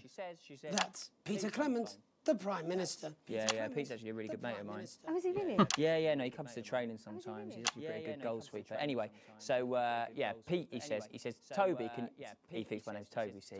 He says, how would you like to spread your message of team spirit and cooperation across this fractured nation? How would you like to really make a difference in these desperate times? What did you say? Yeah, right, yeah. So, Jeff, the question on everyone's lips is, what in God's name are you doing here?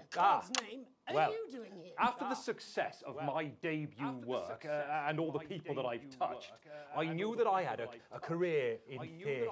Yeah? I've always been an admirer of Tommy from afar. So when my manager phoned and said that I'd been offered the gig as director, I was ecstatic. I whipped my trousers off and got straight to work. Why did you do that? I do all my best work with my trousers off. Yeah, I've been told that too. No, I wouldn't say so. Right, Tommy, sorry, just give us a sense of what the show is actually about. It's about how hard it's been for me and some of the struggles that I've faced. It like really getting to the heart of how tough it is to be me. I call it Tommy Harris. Jesus, that was hard. Catchy. We actually have some clips of the process of the show. Would you mind telling us what's going on here? Yeah, so the show is built around two things that are very important to me. It mixes scenes from my life as well as epic fantasy retellings of scenes from my life. But Dad, you promised you'd come to my graduation. I'm sorry, son. You're an embarrassment. But Dad, you promised you'd come to my graduation. Back, demon! Back to the hells! Demon! Back to the hells! Philippa, what's it been like co-starring with Tommy Harris? I've always dreamed of treading the boards at medium-scale regional theatres, Megan. And for once, this show really gives me something to sink my teeth into. What's different about this show, then? Tommy, Mr. Harris's show really lets me show my tremendous range as an actor. I've always suffered from typecasting, forced to play the same tired characters in every god-awful yogurt advert or godforsaken soap opera or, God forbid, a pantomime. But, you know, this show has really let me just go there. Jeff, the viewers at home will be dying to know exactly what is it that you bring to the show? What is it that you bring to the show? I think these guys would agree with me when I say that it's my steady hand on the tiller, my arm round the shoulder approach that's really brought the production from strength to strength. Absolutely right. Jeff's contributions are immeasurable. He was our rock. Can you give us a sneak peek of anything else that might be in the show? Yeah, all sorts, yeah. Yep. We've got lots of exclusive first-hand experiences of Tommy's time in the underground sports board scene. And some epic fantasy retellings of Tommy's time in the underground sports board scene.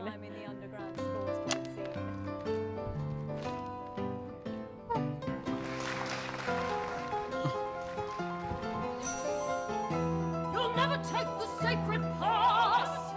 And am I right in saying this was officially commissioned by the government? Yeah, all paid for by the taxpayer, which, you know, to be honest, was actually a lifesaver, really. Yeah, I think it's fair to say that without Advance's support, we'd have had to cut the finale. Which frankly would have been a travesty. Oh, God, Jesus Christ! Goodness, you do this every night. Absolutely. You do this every night. It's a metaphor. Absolutely. For what? It's a metaphor. For what? Death. And the public are footing the bill, are they? Too bloody right they are. Between the cost of my tour bus and the dry cleaning and my ties, I'm barely scraping a profit here. Amazing. And where can the folks at home come and see this for themselves? We're performing all over the nation. And people can see it for absolutely free, all courtesy of Advance. Isn't that incredible, Jeremy? Yes, it's unbelievable. Yes. Well, thank you all so much for coming. Next time we see you, no doubt, you'll have taken our jobs. That's all we have time for tonight. Join us tomorrow when I'll be interviewing the world's most attractive horse. I'm Jeremy Donaldson. And I'm Megan Wolfe. And from all of us here, have a peaceful night. That's the ads. Let's get reset We did for tomorrow, please. Hey, we must stop bumping into each other like this, eh? So come on down to Crazy Neil's for a crazy midsummer deal. Come down and buy some patio furniture, some garden furniture, patio furniture with some garden furniture next to it on the garden next to the patio. We've got garden furniture that looks like a cello, garden furniture that looks like a car, garden furniture that looks like garden furniture. Come on down for a crazy midsummer deal. We've got all sorts of stuff in the garden. We've got fish, we got flowers, we've got dishes, we've got sacks, we've got garden plants, we've got garden ponds, we've got fronds. You want an elephant? You can take it away in a wheelbarrow. You want it? We've got it. We've got bird bombs, we got duck bombs, we've got fire pits, we've got a whole mess of crazy frogs with water coming out of their mouths. This is a crazy deal from a crazy midsummer deal. No from no, home from home. We got more than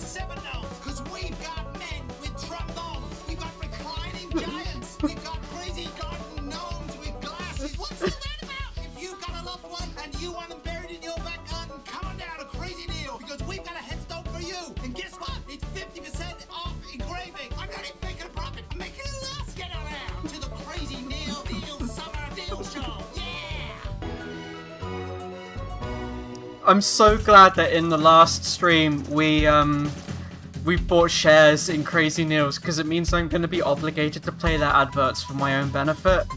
And oh, they're going to be great. Oh, that's a good performance. Bloody hell. Apparently my edit was bad. Wow. Come on. Apparently Advance hated my content. Well, they can go piss on themselves. Banjo solidifies it. I have received a generous bonus. Not quite breaking even. Technically not negative. Nice. Right. Advance do not like us, but who cares? Right, let's carry on.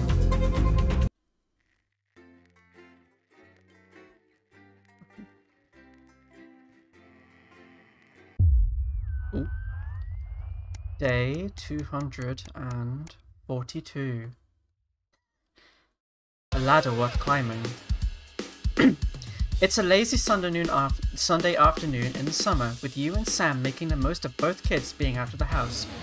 You bang your head coming out of the cupboard with the last 2 slices of homemade cake. It used to be much easier when you could store things in the pantry. It's rare for you and Sam to actually get to finish sweet things in this house, and you savour every moment. Just as you take your last bite, you hear the sound of the front door slamming. That'll be Charlie back from the Go-Getters.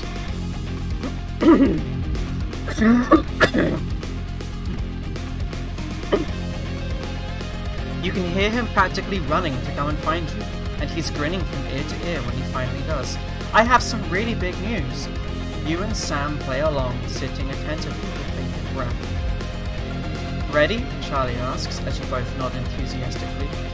With a flourish, he reveals a new badge from his pocket and proudly presents it to you both to examine as he announces, as of today, I'm a member of the first tier of Cohesion Cadets. There's way more stuff I'm going to be doing, and I'll be working some weekends, but it's really cool. This seems really off. I believe we have some historical precedent with group clubs which are a bit weird like this.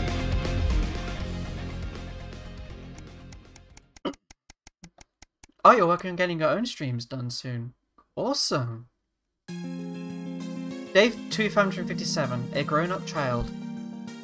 You've always had dinner as a family for the important events, and tonight is no exception. Charlie ostensibly resents not being able to go to his friend's house this evening, but you can tell he's happy to be with you, really. It'll be the last time you're all going to be together for a while. So far, you've even managed to avoid fighting with Susie over politics, something Sam is no doubt grateful for. With her exams and your work, you've not seen much of Susie lately. Of course, it's especially nice having your mum here. She and Susie were always close. Seeing your daughter step up and help out with your mother has been heartwarming. So, Alex, I believe you had a few words? Sam pointedly asks, nodding towards Susie. Your daughter cocks an eyebrow with a quizzical expression, and you can't help but see a little of yourself in it. Yes, of course. What's this about? Susie asks, laughing as she takes a drink of her champagne-adjacent sparkling wine. Sam made a point this afternoon that it was a big day, and that you should all be celebrating her achievement. So, our little Susie... Come on, honey, we're waiting, Sam says softly. You're not going to go off about the government again, are you? You're like a broken record. Susie smiles at you, a twinkle on her eye. The thing about the government is that you weird snappers don't understand, you wink as everyone starts to laugh. Oh. Susie's mischievous smile becomes a grin as she gets up, comes around the table, and gives you a big hug. I'm gonna miss you. You can see Sam start to tear up as they stand and join the embrace. Miss us? Are you going somewhere? A good question. Susie laughs, breaking the hug. No, you're not getting rid of me yet, but I'll probably have to leave when I get my first posting. Oh, hush now, let's not talk about that, Sam cuts her off, smiling. The rest of the evening passes as a happy blur. You couldn't be prouder. You have an overlay. Awesome. Day 278, a sign of things to come. Shopping, something that always seemed so tedious before the sanctions, has become even more of a chore now. You managed to get almost everything you need for the family this evening, but you'll have to come back tomorrow to get through the week. There's a queue to leave the car park, though it's hard to make out why in the dark. Hopefully, whatever's causing it won't be long. As the final car in front of you drives off, you realise the queue is actually due to a checkpoint set up at the exit. A friendly-looking man in an advanced uniform, CCO emblazoned in a number of places on it, approaches your car and knocks on the driver's side window. You roll it down. Good evening. Nothing to worry about. I was just wondering if I could see your team membership card, please. Weren't the cards supposed to be voluntary? I'm sorry, I don't have one. Oh, that's not a problem. We've got forms with us right here, and we're more than happy to sign you up. The man gestures to his colleague behind him, a young woman in a similar uniform. She's clearly received the short end of the stick and is stuck with the paperwork. I thought these cards weren't required. Well, strictly speaking, they're not, but there's also loads of benefits to having them, and there's no reason not to get one.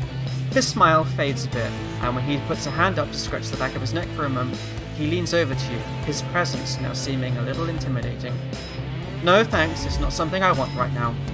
Almost instantly, the friendly demeanor is gone, and his expression is one of stern disapproval.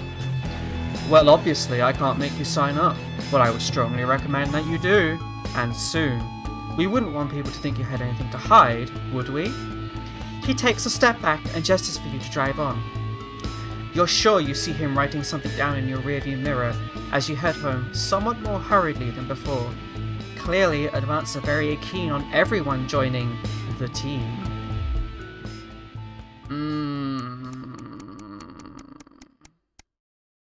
Day 290, an invitation worth ignoring? It's a Saturday, one of your few days off, and you've made the most of it.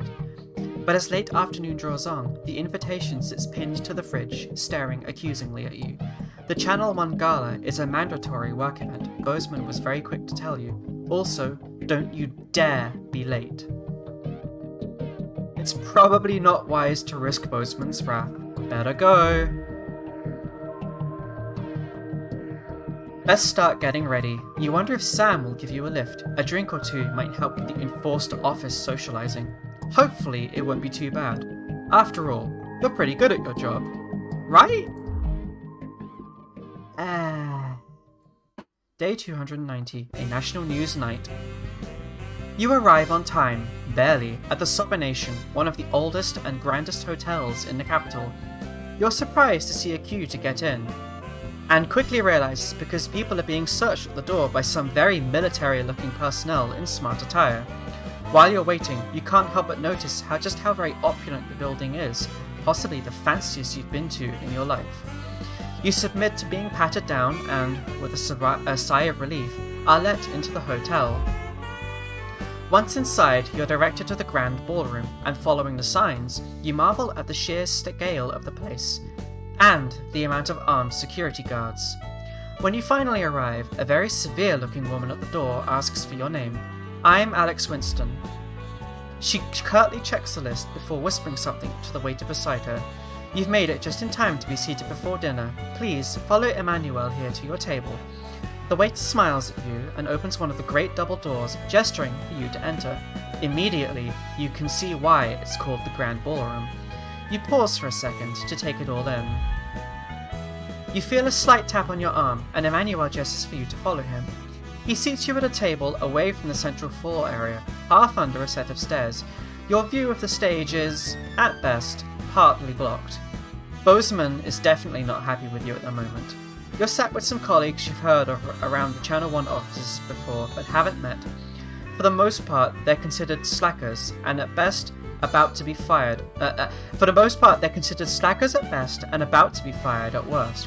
What category do you fit in? As the evening goes on, you hear Jeremy Donaldson receive an award for outstanding contributions to journalism. You also hear Megan Wolfe accepting it on his behalf, as he hasn't turned up to the event. Not unusual, apparently. But it's hard for you to tell much from your limited view under the stairs. You also notice a community cohesion officer hovering near your table. You could swear they've been listening in to your conversation. A few glasses of, no doubt very expensive, wine later, you see Bozeman speaking to a few specific tables, joined by what looks like Prime Ministers Julia Salisbury and Peter Clement. This is confirmed by an unimpressed nod from the CCO when you ask them, perhaps a little too loudly. Their presence sparks a debate between those at your table and the virtues of both advance and disrupt. I'm gonna sit this one out because I probably had too much to drink. You end up talking and staying later than you thought you would, despite yourself. Sam isn't best pleased when you keep them waiting outside for 20 minutes. But it wasn't an entirely terrible evening in the end. You'd still rather have been at home though. Maybe you'll skip the next one. Day 296. Broadcast day.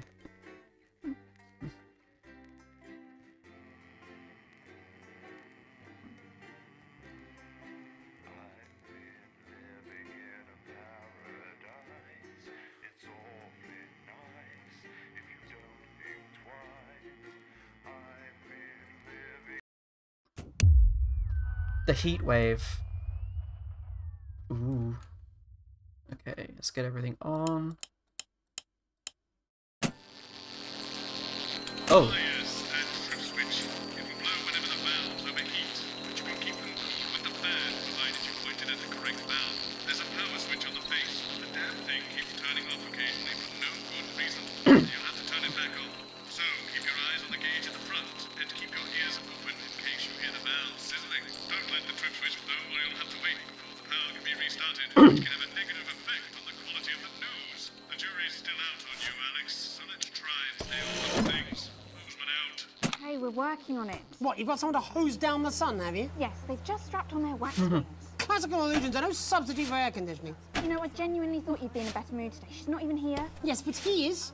Our gun-toting handler. Who, Andy? I don't know what the fuck his name is, do I? He's here to keep us safe from people like Disrupt. More like keep us in line. I hate guns. I don't... Oh, it's now a 10 loudspeaker. seconds, everybody. Okay. So, we've got any actual real news tonight? Well, the world's on fire. That good enough for you? Going in 5, 4... Okay, let's go. News time. Good evening. I'm Jeremy Donaldson. Our main headlines tonight. Siege mentality. The World Council today established a military blockade to enforce the unjust and punitive sanctions now entering their 10th week. In a statement from team headquarters a short time ago, Prime Minister Julia Salisbury issued a commanding response to this unprovoked escalation. Ever since these illegal sanctions were imposed, we have gratefully relied upon trade and aid from our worldwide friends who, Their like us, sun is hot. refuse to recognise their legitimacy. Today's escalation, however, is nothing short of an act of war. We call upon our international allies to condemn this blockade absolutely, and we warn aggressors to this country that we are neither meek nor defenceless. Thank you. Blowing off steam. Ailing athlete Johnny Hamsleeves has announced today that due to general indifference, he'll be retiring from public life. Johnny, who recently split with long-term partner Tiffany Lamore, is still facing an uphill battle with a rare medical condition. But today said he will now be devoting his time to a new hobby and what could be his final months. Meditation has helped me conquer my inner turmoil, Johnny said, from a particularly uncomfortable position on the floor. Clearly, he's opting to step Dave out was of here. into a life of peace, tranquility, and banging on and on and on about crystals. In it to win it. Exciting news from Advance today with the announcement of a new monthly prize draw for all team membership card holders. Every month, lucky winners from across the country will be picked at random to receive what Team HQ are describing as unique prizes worth more than money used to be. Take-up on the scheme has been much higher than expected, and if it's lucky winners' delighted face is anything to go by, it looks like pretty soon everyone's going to have one. Flawed-hearted. A shocking inspection of Remington Smith's new flood factory has revealed health concerns that could leave the groundbreaking facility's future in doubt. After the public's lukewarm response to the industrial plant, the troubling report that found a possible long-term risk to shop floor workers... Sophia Marie, thank you very much for following. CEO Sophia Remington, however, was optimistic that her employees would remain loyal. I'm glad you enjoyed the Judging by streams. these pictures, She may be right, as workers seem to be ignoring the warnings and returning to work. It looks like it's business as usual in Grizzleford. Perhaps the reports are unfounded, or perhaps, like Shark Ballet, plants are just simply worth the risk. Leaders shipping out. The trapped scientists undertaking a bold escape from have revealed which of their two erstwhile leaders will spearhead their journey to freedom. Yeah, I'd say that's a pretty While close, throughout their actually. careers, it's been clear that Doctors Wong and Swartzborg and Horgensford have worked best together. It seems one of them is now going to be taking a back seat. Dr. Wong has always been the riskier of the pair, willing to push further and faster in the name of progress. We all remember his now infamous exploding chimp trial. Let's hope that getting the team home sooner doesn't mean they cut too many corners. Life during wartime. As if we didn't have enough aggressors on our borders, internal problems are growing for the government as radical activist group Disrupt caused chaos in Parliament Park last night. Scuffles broke out after the protests, resulting in multiple arrests and the injury of 3 community cohesion officers. Advance have yet to comment. The reckless fire will certainly be remembered by all those who have seen these striking images. As their actions escalate, people across the country are asking themselves, who are Disrupt? And what exactly do they want? Other than a new box of matches, of course. All this, and I'll be talking to some people with fascinating medical conditions, as well as one of the contenders in this year's Feline Football Championship, and her proud owner. That's all up on tonight's National Nightly News. Okay.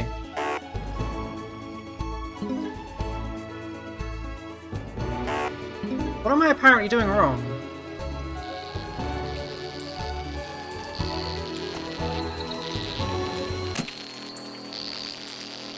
Shit.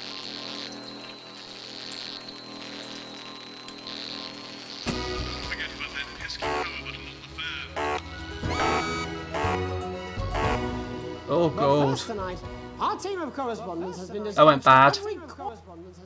To see how the people of this great nation of ours are coping with this unprecedented hot. Oof, that was rough. Let's go to Megan Wolf in Shining on Sea to see what the scientific community has to say. Megan, how's the weather there? How's the weather there? Absolutely glorious, Jeremy. Thank you for asking. I'm here with Dr. Anna Burns at the University of Princeton. Are you enjoying the weather as much as I am? Oh, yes, it's wonderful, isn't it? My eyelids are sweating. And you're part of a team carrying out a study into just what's causing this unbelievable heat, is that right? Yes, that's correct. Yes, we want to be able to reassure the public once and for all that there's absolutely nothing to worry about and that they can enjoy their sunstroke and fossil fuels in peace. You sound very confident about that. Oh, very much so. I can say without any hesitation, there's really no cause for any concern here. I've actually left my car running. So tell us about this experiment. Here's your global warming commentary. From weather stations from all over the world, along with atmospheric samples, and we take all that and we feed it into this state-of-the-art computer, and very soon we'll be getting a high-tech readout of the results. Blimey, that sounds very fancy. I should just say, none of this would be possible without the generous support of Remington Fist. This is all thanks to their unrivaled investment in our future, and may I just say, complimentary personal anecdote. Oh, here we go. And, as expected, everything is absolutely fucked. Hang on. This can't be right. Right, but obviously you said a second ago that everything is fine, said. Well, actually, under concern level, it just says, why, God, why? We should be celebrating these wonderful results, I think. Yeah? We need to evolve gills within 40 years. Here it just says, shit. Look at you. This is meant to be a celebration. Can't go around looking like that. Shit. There you go. Much better. Can I just say thank you again to Sophia Remington for providing all of this. Everyone, we don't have long. Time is running out. Absolutely right. That is all we have time for. Abandon hope and return to the forest. Enjoy that. I'd like to thank Dr. Burns for just one opinion on the climate. The sea will reclaim us all. There you have it, Jeremy. Proof, if proof be need be, that everything is just fine. I'm Megan Wolf, here with science. Back to you. Megan Wolf there, attempting to do some actual news. Next, heads over to Robin Short, who's in Scritchford with some of the winners of this week's team membership lottery. Robin? Thanks, Jeremy. I'm here in Scritchford with Gary Failsafe, a janitor at the local school, and Amelia Jackhammer, an aspiring poet. Both of you were drawn at random from those who hold team membership cards to receive this week's amazing prize. How do you feel? Filled with fervent euphoria. Yeah, good, yeah. And all that we had to do was fill in a quick form or two. Wow, that sounds so convenient. But we're all dying to know, what have you won? That's right, Robin. I've won dinner with Julius Salisbury at one of the capital's top restaurants. Ooh, swanky. And I've been invited to Peter Clement's house to help him dredge the gutter in. That's absolutely terrific. You must both be over the moon. I've written a poem about it. So, can you tell me about the moment when you first heard the news? Well, I was battling against a particularly difficult floater, probably one of the sixth formers, when the headmaster came and found me. I was involved in a similarly brutal conflict with a particularly arduous stanza. So you were both polishing turds? No, I don't like to polish them. I like to keep them intact for my collection. Oh. How unexpected. I don't polish turds. I write poetry. Potato, potato. So, Gary... Do you think Peter Clement's going to let me keep the contents of his down pan? There's no harm in asking, I suppose. Would you like to hear one? No, thank you. Gary, when you signed up for team membership, was it in hopes of winning the lottery, or were there other reasons? I like a flutter, of course, but no. The boss said I had to sign up to keep coming into school. Very sensible. It's important to know who we're trusting around our children. Oh, I have an unpublished book of sonnets about children. Perhaps you'd like to hear one. No! Or an anthology of haikus on the death of innocence. I'd rather hear about Gary's turd collection. Really? I thought you might say that. Really? I thought you might say that. Oh. Are you all right? Yes. It's coming. It's coming. It's inspiration. And it's delicious. Right you are. Right you are. Today on the show there's no news. Just a man who keeps multiple poos. Yeah, this big one's my favourite. See how it's fibrous and really texture. Would you encourage other people to enter for their chance to win? If it's colour you're looking for, take a gander at old Blue Eyes here. The national news lost its way when it covered some crap on a tray.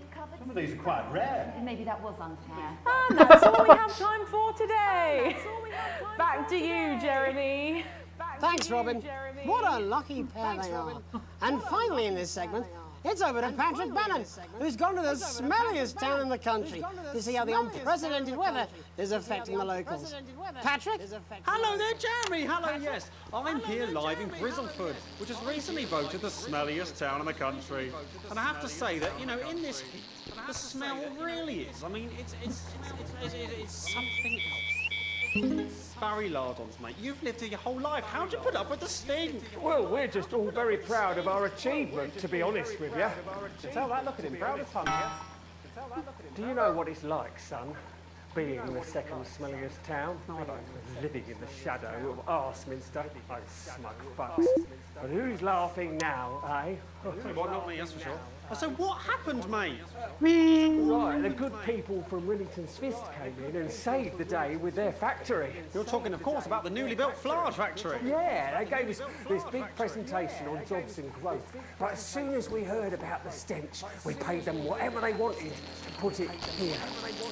Stink not affect your life in every way, Barry. I mean, perhaps if you're filling in a tax return or completing the physical act of love. It's strong at first, but you get used to it after several weeks of your first bout of sickness. The judges were very impressed. So, what's the sickness?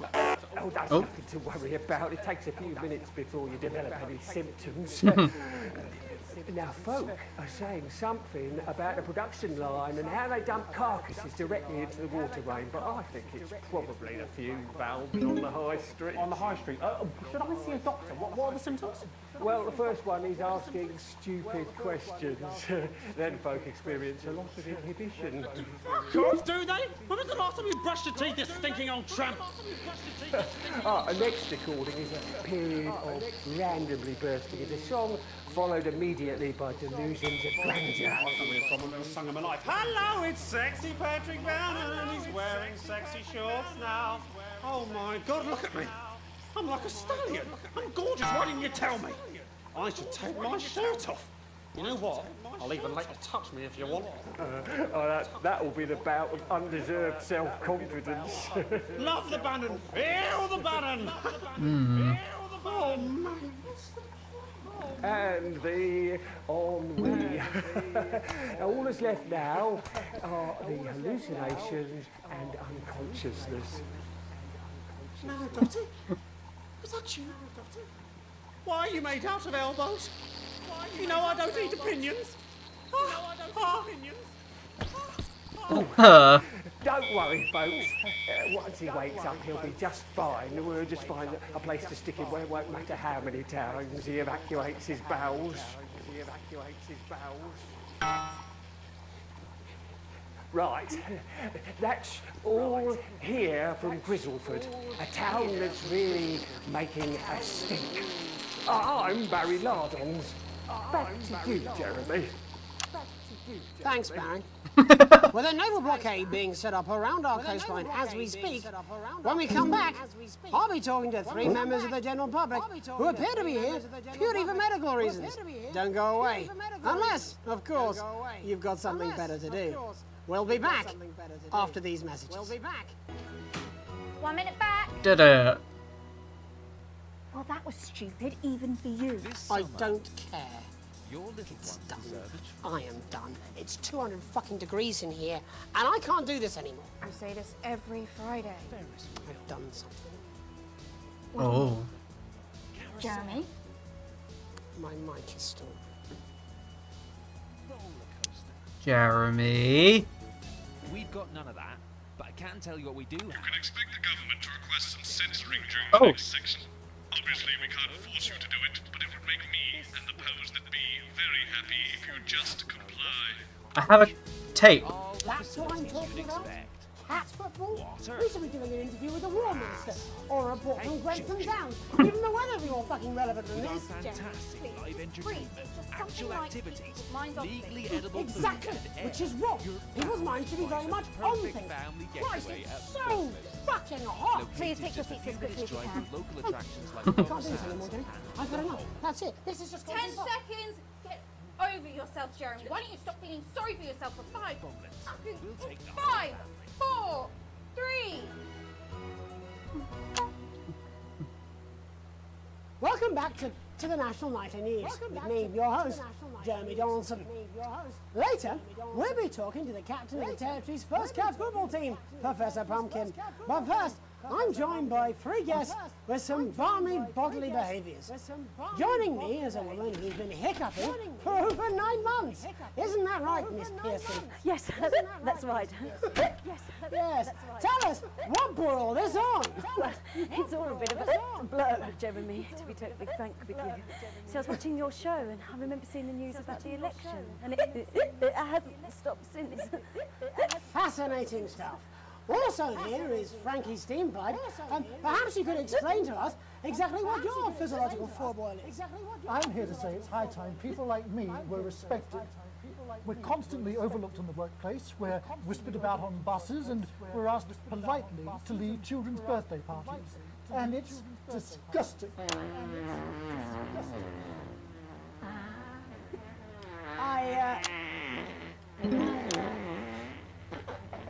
I'm sorry, my bowels have comic timing.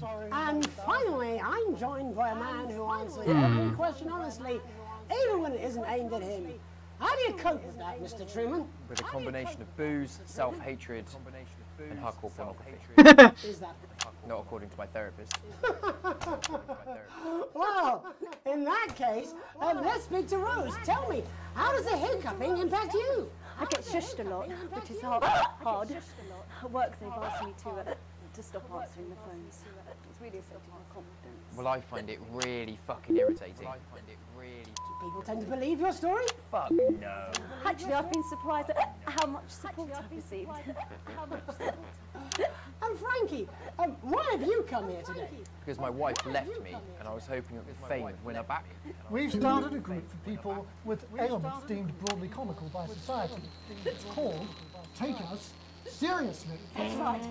And we bloody well mean it. And who's joined so far? A bunch of fucking losers. It's just us so far. And how much success have you had?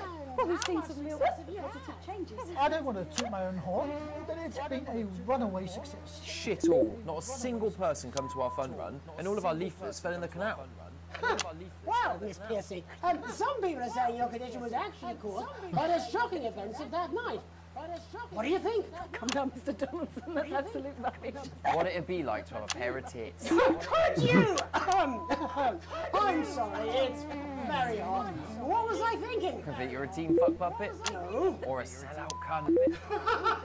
Apologies. Just Oops, I let that one through. Whoops. And hey, if this isn't live television, then what is it? Fuckfest of propaganda masquerading as journalism. Right, Frankie, Rose, tell us, how can the viewers get involved with your cause? Yes, we're holding a sponsored run in Capital Park next weekend. It's called the No Smiles 13 Miles. No, it's called the No Laugh Half. What did I say before the show? It was the team pulling Jeremy Donaldson's strings. No, I didn't say. Wow, we may have to end that there, unfortunately. What a harmless bit of fun. Steady on! This is exactly what I'm talking about. We demand respect. Yes, well, later, I'll be talking to Professor Pumpkin, a ginger tabby with a world-class pair of penalty paws. Is that really necessary? No, it isn't. Let go. Not you. Unhand him at once. Enough! That's enough! Enough! Well, shit. What are you doing? Try not to piss myself. Alex, don't you dare! Don't you fucking dare cut to the ads before I tell you to. You in the broadcast centre. Okay. You listen to me. You cut to the ads before I tell you to, and I will kill every single person in this studio. I am thinking about what I'm doing. I've been thinking about it for a long time. We all should be. Christ, it's so fucking hot in here. Do you remember when we used to do the real news? Before it was all lottery winners and bloody cat football.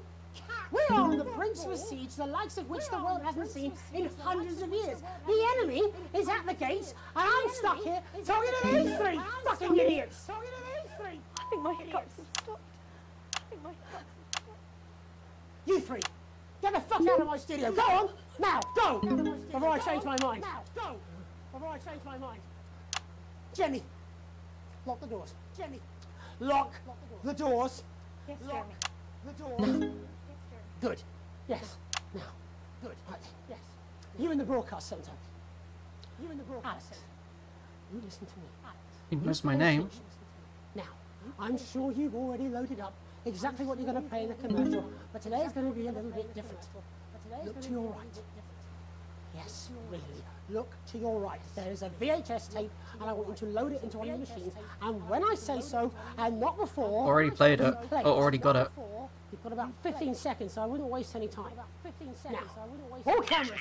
All upstairs appreciate there may be lives at stake. They want you to know the official policy of this channel is that we do not negotiate with terrorists. Just think before you act. It's either one-sided, or for now, we're going to show the other side for it. For a bit of fucking balance. Like the good old days.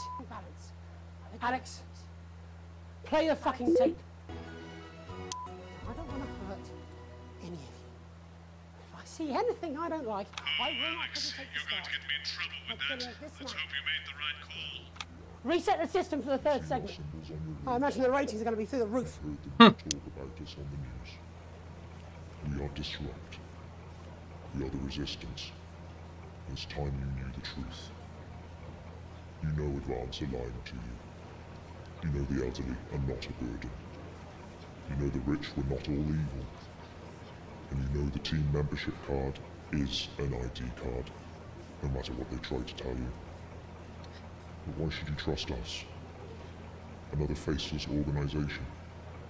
A shadowy figure with a distorted voice. You've seen it so many times in the movies. Well, this is not a movie. Oh shit!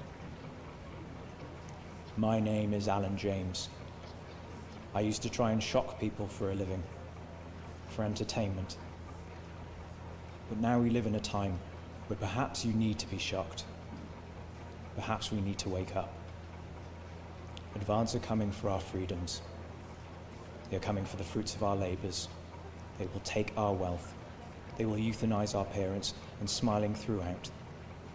They will turn our children against us if we voice our concerns.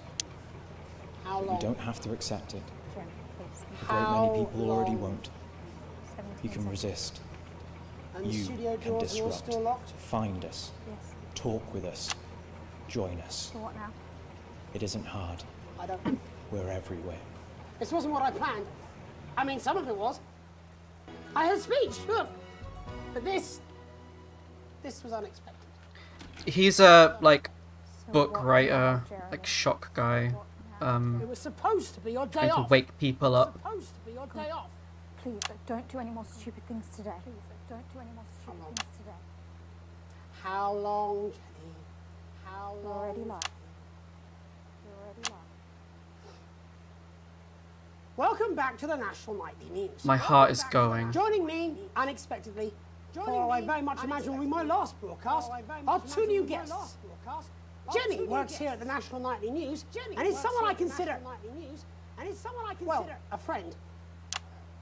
And next to her is, what's your name? Andy. What's your name? Andy's a policeman. Only we don't call him that anymore. He's a community cohesion official. He's a community Officer. cohesion official. Sorry.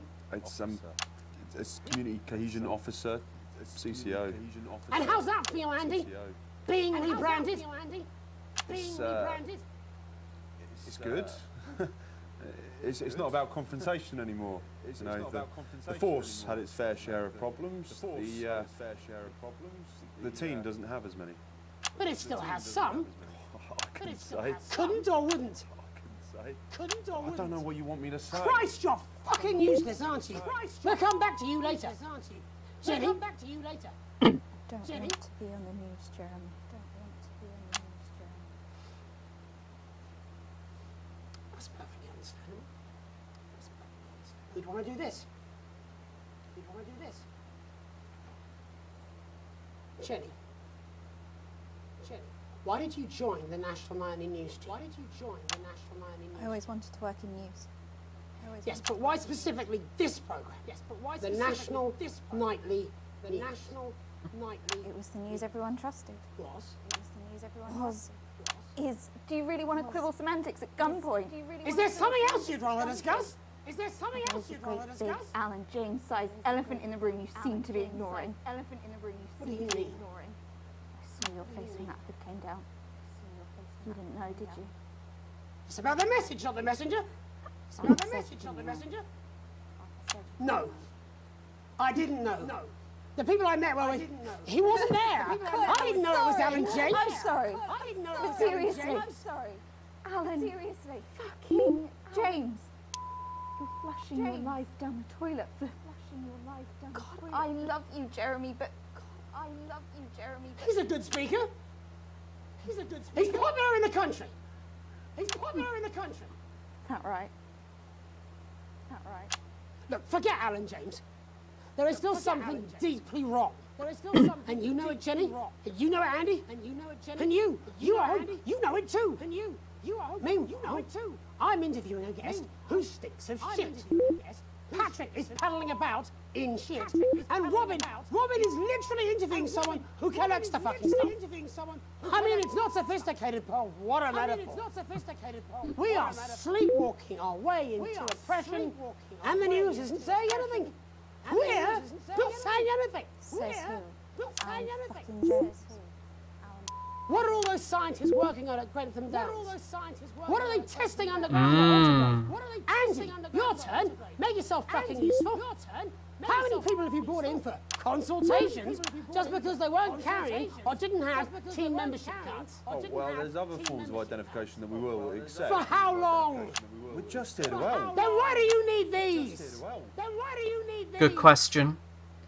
This is Britain, after all. Already help when it's offered at gunpoint, is it, Andy? Help when it's offered at gunpoint, is it, Andy? Let me demonstrate it for you. Let me help you. Let me help you. You read these cards with my notes on it, and you'll probably digest a fact. That'd be helpful, wouldn't it, Andy? Knowing a fact? I don't understand. Do you want my help, Yes, Andy? yes, whatever you say, yes. Security are here, Jeremy. Eat it. Security are here, What? Jeremy.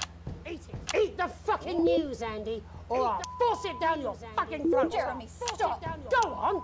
Really? Eat it. Eat it, you fucking bully. Jeremy, stop. He will kill you. Please, don't make me watch that. Please, don't make me watch that. Of course. You're right. Of course. Sorry. Sorry, everyone. Sorry, everyone. You can put the card down now, Andy. I still have a job to do. Put the card down now, Andy. You can go now. You too, Jenny. Fuck off over there. You too, Jenny. Off over there. We're nearly done. We're nearly done. All cameras on me. All cameras on me. This new regime of ours is so seductive. I understand that. But before we all hand off our freedoms, should we ask to whom we're handing them over? Don't you want to know what's being done in your name? How many people were transitioned last month? A record high. Again, if you care. Again. Shouldn't someone ask Advance how they plan to deal with this blockade? How many years or months of supplies we have? Why aren't we asking these questions instead of whose shit is this? There's a cat backstage dressed as a fucking goalie, for Christ's sake. He's even got the little gloves. Anyway, that's why I arranged for you to see that broadcast from the last break. I didn't know it was going to be him, but I guess that just about sums it up. We are all up Ship Creek with a paddle made of Alan fucking James. Christ, it's also fucking pointless. I was going to quit tonight. Take a holiday. Try something else. Out of the limelight. Maybe try having a relationship. I hear they're nice. Never tried. I loved the news. And now, well... God, Jeremy, Oh. I've tried my best to be honest with you, but this just isn't the news anymore. And I'm sorry. I've lost this fight. Okay. I've let you down. Please, we can't show Be... My name's Jenny now. Donaldson. Do it now. If you can. Do it now. Somehow. I envy you if you can. I envy you. Have a peaceful night. Jeremy! Jeremy!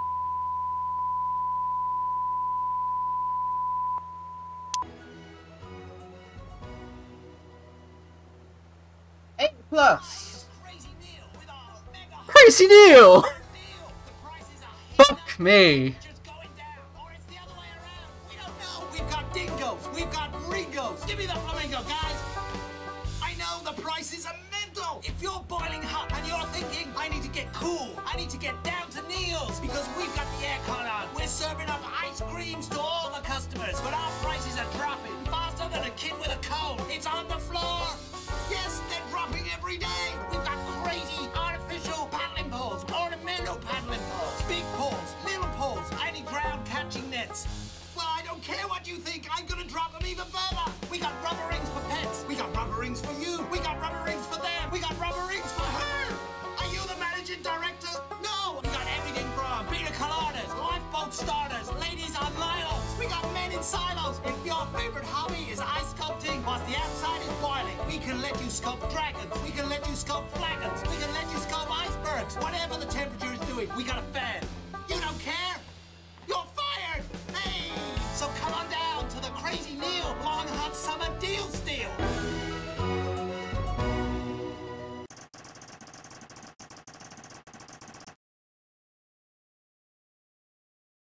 Well done. Heck. C went... the first one went horribly wrong. The Donaldson situation has been resolved.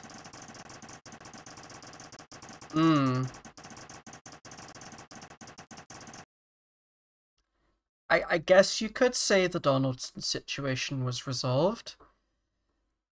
This is there are 2 episodes. This is, I forget which broadcast this is of the second episode. I don't know if there's another one after this. We'll see. I love how sequence 3 was at 100% throughout. That is pleasing as anything. Advance were angered, but who gives a fuck about Advance? I don't. That's fair.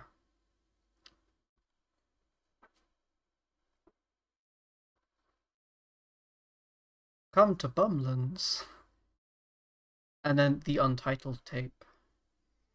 Okay, let's back and continue. We'll see. I have received my full wages. Technically not negative. Manageable debt. Crazy deals went up. Neil's deals went up. That's good for me. Because I have shocks with them. Advanced like me, that's good. Let's continue. Oh, no, okay. We just have to continue again. Okay. Let's go. Let's carry on. Oh, straight into another broadcast immediately after that one. Day 297. A tape to remember. Oh, we're not. You wake up, still partly in shock from what you saw on the news last night. What you had to edit on the news last night. When you come downstairs, you find your family sat in the living room, waiting for you. You take a seat on a sofa between Sam and Susie. Sam swallows, hesitating before starting. We were so worried about you last night. After Jeremy, with the gun. Sam chokes down a sob. It was awful. On national television. How could he do that? And now? After a horrible pause, Sam finally asks, "Are you okay, honey?" "I'll be fine." Sam looks to the kids, then back to you. "We saw that you chose to play that tape." They pause before continuing. "And I couldn't help but wonder why." I honestly didn't have a choice, because I gotta imagine that Jeremy would know if I didn't play the tape, and was threatening to execute everyone else in the studio, so like, didn't really have a choice. That's not good enough. Disrupt our bad people. I can't believe you did that. Charlie's outburst seems to come out of nowhere, and no one in the room is prepared for it. Do you even think about how this stuff affects people? You're a fucking idiot. Sam tries to interject. Charlie, but he's already slammed the door. Charlie always was a bit black and white about this sort of thing. For what it's worth, Alice, I think you were in an impossible situation, and somehow you managed to make the right call. Sam throws their arms around you. Only you were stuck in that studio, having to make that choice. No one can criticize what you did, and I am proud of you. You've never been so grateful to have Sam support you. You take a deep breath and gather your thoughts. It's all a lot to take in. You're not sure you've fully processed what happened last night, let alone what Charlie and Sam think about it all. You look to your daughter. I know this is an incredibly difficult thing, and we don't always agree, but I do think you've made the right choice. Susie smiles at you. You had to play it. There was just no other option. You put an arm around her and give her an affectionate squeeze. It's nice you at least got some company. The TV is playing through some old western show, but it's not quite as distracting as you'd hoped. You were never going to please everyone.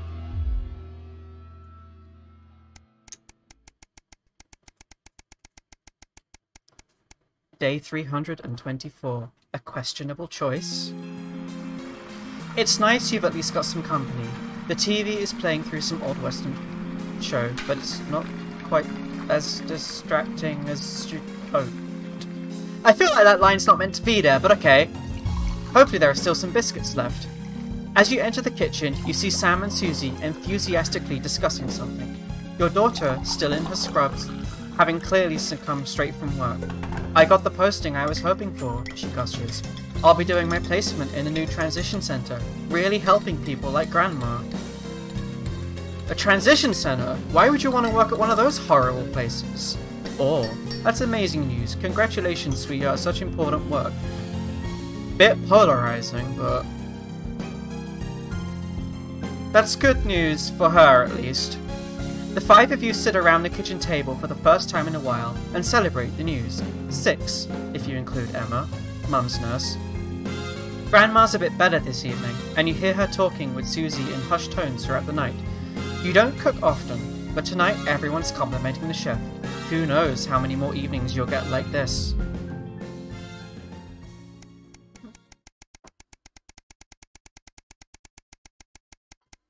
Day 361, a burden born. It's been 6 months since you and Sam last discussed Grandma's ever-increasing medical costs, and Emma, while very pleasant, has proved as expensive a nurse as you'd feared. You can't quite believe it's been that long already, but the sanctions are really starting to hit home now, and unfortunately, the government's only solution to help the ailing elderly is a day trip to a transition centre. Why does everything always seem to come back to money? This time, it's you at the kitchen table, surrounded by bills and paperwork, when Sam comes to you. Today, Emma told you that there was really nothing more you could do, except an expensive, experimental new treatment that might not even help. Sometimes your mum wants a treatment. More often than she talks about visiting a transition centre, it's hard to know what she really wants. Sam puts a hand on yours. What are we going to do, honey? She's your mother. It has to be your choice. There's nothing we can do. We just can't afford the treatment. That's it. These things are never really a choice. Hopefully, the kids will understand. It was all you could do, given the circumstances. If only things had been different. We tried. Day 371. Broadcast Day! Oh boy! How does it heat up from here? Because, oof!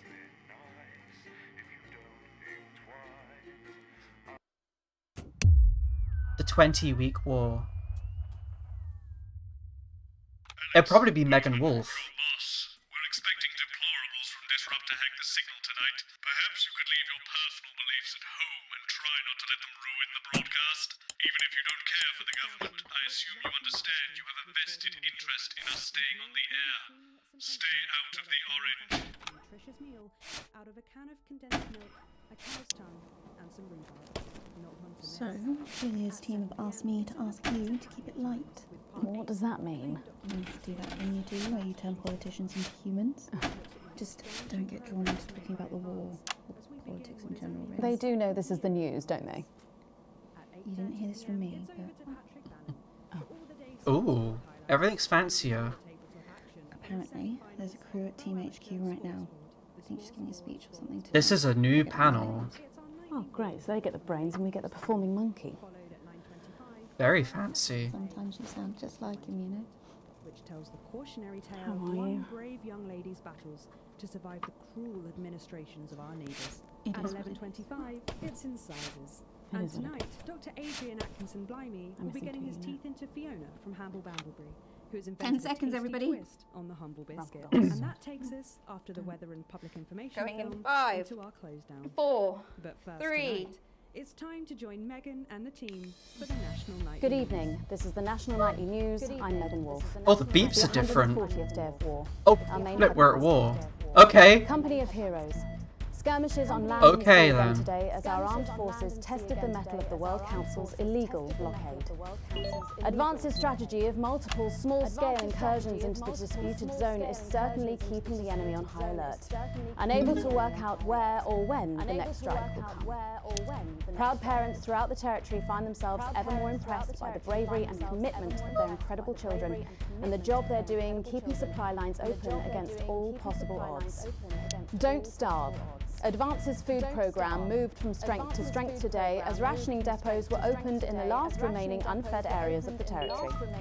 The rationing depots have been constructed in record time, and the government's agricultural coordination strategy has seen shelves restocked with increasing regularity. However, with a reported rise in mental and physical health issues since the imposition of the blockade, critics have questioned whether those smaller communities which are only now starting to receive help could have been better and quicker served. 7 days to die. The recent decision to allow those with long-term health conditions to access transition centres has today been declared an overwhelming success. Previously available only to those in their final years, the expansion of the service has been met with relief by the many organisations calling for it to be opened up to the wider community. With dwindling medical supplies leaving many of our most vulnerable facing chronic pain, it can come as no surprise that the transition centres have found themselves stretched to capacity. Populace. More than 11% of the population have thus far failed to register for a team membership card, a worrying statistic given that the cards are a legal requirement from midnight tonight. Wait a While minute. applications are still open for those who like to run fashionably late, they can expect a few tricky questions from Advance. Is that meant to be Aiden Street Pierce? Fighting Man. Spokesman Alan James today announced that Disrupt were responsible for the 2 explosions which rocked the capital's warehouse district last night. Julia Salisbury condemned the attack on what she described as vital medical supplies as pointless and barbaric. 2 security guards from the warehouse complex were injured in the callous attack, which once again shows Disrupt's reckless disregard for human life. And finally, absent friends. Sad news today as the grave of former National Nightly News host Jeremy Donaldson is vandalised have no by idea. radical Disrupt activists. The much-loved broadcaster suffered a very tragic public breakdown 10 weeks ago in an incident which ultimately cost him his life. Disrupt spokesman Alan James, whose organisation last week named Mr Donaldson as the cause's first martyr, described the graffiti as a fitting tribute to a hero of the resistance. Oh yeah, game's set in 1984. But first this Well, evening, 1985 with now. the war about to enter its 21st punishment, This is not modern day. people hurting up and down the country, I'll be grilling unpredictable Prime Minister Peter Clement in an exclusive interview from his home in Lancashire. That's coming up on tonight's National Nightly News.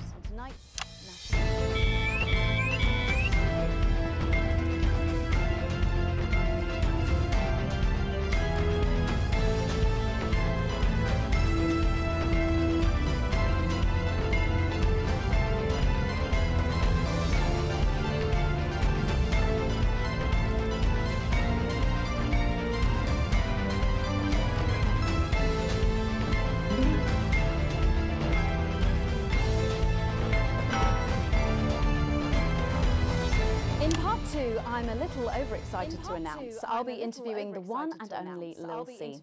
And later we've got a new feature that's sure to keep you coming back for more. But first tonight, let's check in with Prime Minister Peter Clement, who's speaking to us from his home in Lanfordshire. Good evening, Prime Minister. Have we caught you exercising? Have we started? Yes, that's right, Miss Wolf. Just a few minor adjustments. I mean, nothing drastic. I haven't joined the gym or anything. As my old man used to say, just because she won't take it up the shit, it doesn't mean you shouldn't try for a quick fiddle up the car. Language, Prime Minister. Language, Prime Minister. What? Quick fiddle? What? What's wrong? Oh, shit there. It's shitter, isn't it? Yep, that's the one. And can you tell us what brought about this new you? Well, you know, Mrs. C and I were watching, you know, the night the blockade began. When Jeremy Donaldson. Well, you know. Let's do this one for now. I'm sure you all remember. And I were a bit wheezy from all the cigars and all that. And Mrs. C turns to me after the signal dropped away, and she was in floods of tears. And she says, Peter, she says, I couldn't go on without you. So I made a decision. And since that day, I have stopped smoking cigars. Except for Christmas. My birthday. Weddings. State dinners. I suppose that I can't this useless running backwards doesn't go anywhere. And apparently I'm going on a walking holiday this Christmas, and that should finish me off for bloody good.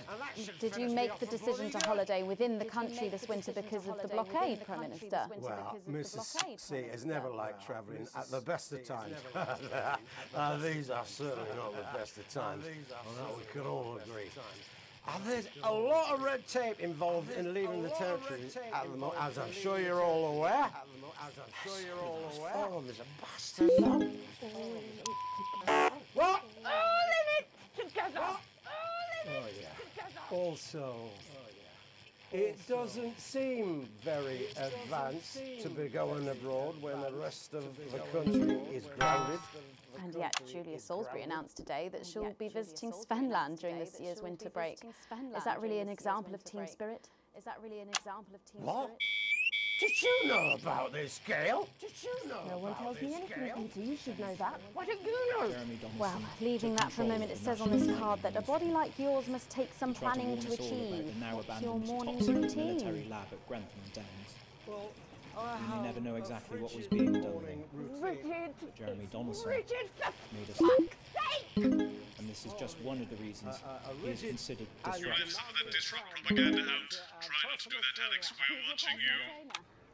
So There's every chance he'd hate that. is that on your card? I only met him a few times in a professional context, and usually he exposed me for the grandstanding fool I was back then, but for some reason I always enjoyed it. I liked him. I liked his wit, his jagged edges, and most of all, I liked his total dedication to the truth. He died for that truth. Died as an individual, for freedom. And by adorning his resting place with our colours and our emblem, we will help to keep both him and his spirit of relentlessness alive. Well, that's good. That's well, Jeremy. You will not be forgotten. Another watching you. And you know what? You get more like him every day. Whoops. I will take that as a compliment.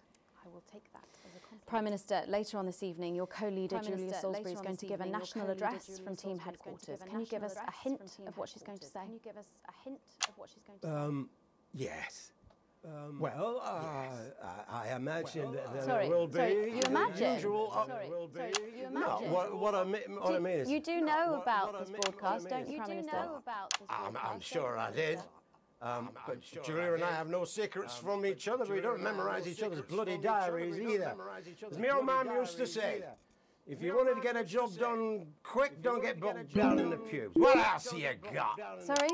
Only cards, what else? A little piece of my life children rustling through.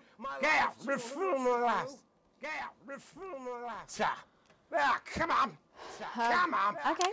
What music do you listen to when you work out? Well, Gail tells me that I work out to Little C, but I have absolutely no fucking idea who that is. And do you think the C stands for? It stands for collaborative, Prime Minister. It stands for collaborative, Prime Minister. How's rationing affecting you? It's hard, but we get by. You just have to learn to get by on the basics. Take comfort in each other. I've got Mrs. C. And many a fine single malt. There's a man drinking a huge amount of alcohol. Except for a decent night's sleep. Of course. Prime Minister, thank you for joining us.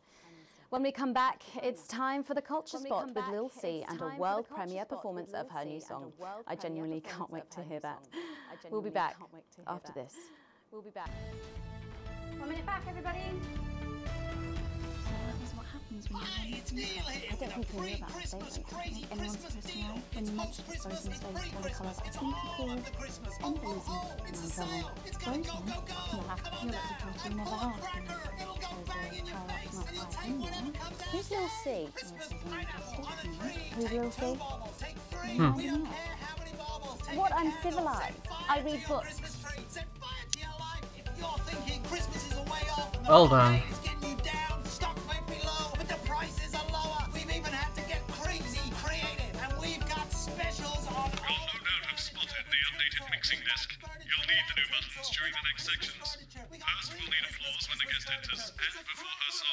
Don't worry, I'll walk you through it when we get there.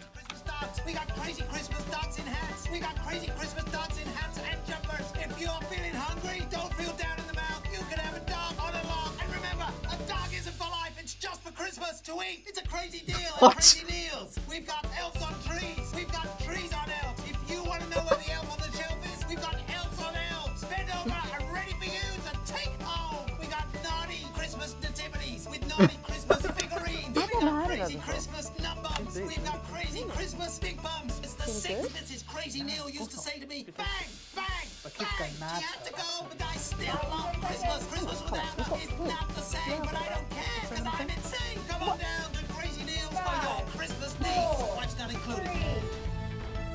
Well then. Thanks for coming back. Later, we have an exciting new feature that we just know you're going to love, so stay tuned for that. But first, I'm really excited for our next guest. She rose to prominence as the delightful Susie May in All My Daughter's Children's Men, before taking the music industry by storm this year with her debut album smashing the chart records at the age of just 20. Let's give it up and welcome Lil C!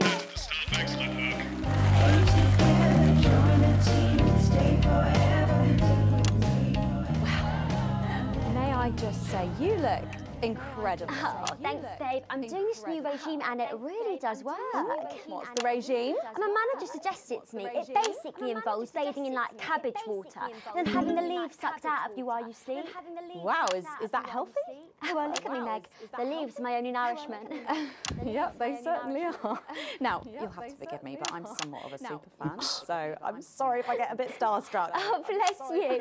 I've never actually heard of you before, so if you do get a little tongue-tied, I can always carry the interview. Oh, that's good to know. So your first album, F My Face Together, it hit shelves this summer and it just exploded. I mean, what's that like for you? Bonkers, just so weird. I was in all the papers and the magazines. Overnight I went from that like annoying little girl from that show to that like sexy little girl from that show. Wow, that must have been bizarre. Not really, it was just like any other morning. You know, get up at 5, go on a 4-mile run, have 3 meetings on my cabbage bath, but then only then was my dad actually talking to me. Oh, of course, I mean the famed country singer, Billy Bob Jean Short. I didn't know you'd been estranged. There's nothing that strange about it, Megan. Okay, yes, he may believe that aliens told him to hate women, but there really isn't anything to prove that he's wrong. So, this newfound explosion to your popularity, I mean, did that change your life? Well, I had to start wearing like nice underwear, you know, for the paparazzi. But as my manager says, best to make the most of it before I'm 30. Oh. Right. So what's the album about? So I thought it was about like how pretty and great I am, but actually it's about monetizing youth, I think, or about like promoting an unrealistic standard of beauty or something. Your manager again? Yeah, he says insecurity is an opportunity. Ooh. Do you think he'd be happy with you telling us all this? Telling you all what? It really doesn't matter what I say here. I'll do my dancing and then this part will all be forgotten about. Well, yeah, I mean, we're going to see some of those famous dance moves very shortly because you're going to be performing your new single, aren't you? Yeah, it's from my album Put It In My A Together and it's out tomorrow. So soon, after the last one? Oh yeah, I've actually released 2 albums since lunchtime and a clothing line during this interview. So this is called Cry for Help and it's going to be in all the best high street and retailer shops and it's out now. So girlies, you know what to do. Scream and cry until somebody gets it for you. There she goes. Blimey. All these projects, they're keeping you very busy, aren't they? It must be tough. Yeah, it can get tough and I hate it sometimes and I hate myself. I just want to like cry into a bath of root veg. But then I think thousands of girls would do anything to be me, so I must be quite lucky. Well, you know you don't have to do this though, don't you? Yeah, I do think that sometimes. Most nights between like my 4th vodka and the 8th time a stranger slaps me around the arse. I think things could have been different, you know, like better, but I don't know. I love doing autographs and having somebody dress me and tell me what to wear. Did you always want to do music? Well, ever since I was a little girl, I'd sit in front of the radio, and as soon as my favourite girl group would come on, I'd press record on my cassette, but then my dad would come in and tell me to turn it off and to go back upstairs and start practicing again.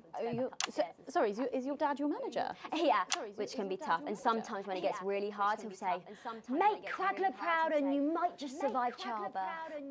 What? Well, you know what, despite anything, you'll make me proud. Oh, if only your opinion was as valuable as his. And on that problematic note, you're going to be singing your song for us soon, aren't you? Tell me about it. So it's called These Babies Gonna Bring You Home, and I actually got sent the lyrics in the car on the way up here. You know what? It's actually alright. And don't worry, all my work is team approved. All right then. Well, you can go and get ready for that. We'll see you in a little bit. It was a very specific type of pleasure to chat to her, and I just can't wait to hear this. Oh, so here is Lil C with an exclusive first performance of her new track, These Babies Gonna Bring You Home. Take it away. It's the Force's favorite. The Queen of Teens. Okay. Here to break in your blockades. Lil C.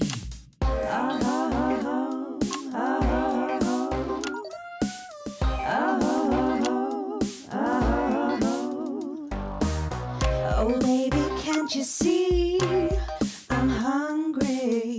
There's a place in me that's empty. I want that meat you're packing, only you can fill that crack in me.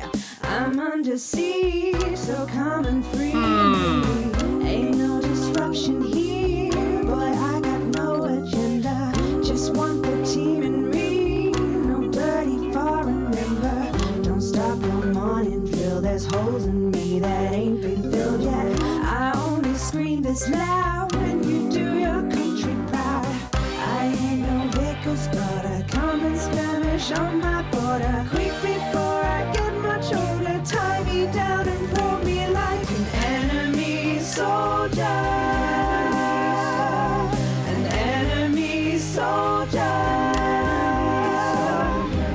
So let them try and break our dream. We fight and love and die at two. So what a Peter Clemens boys can come and use me as a toy. I wanna see some action, so come and break my sanctions.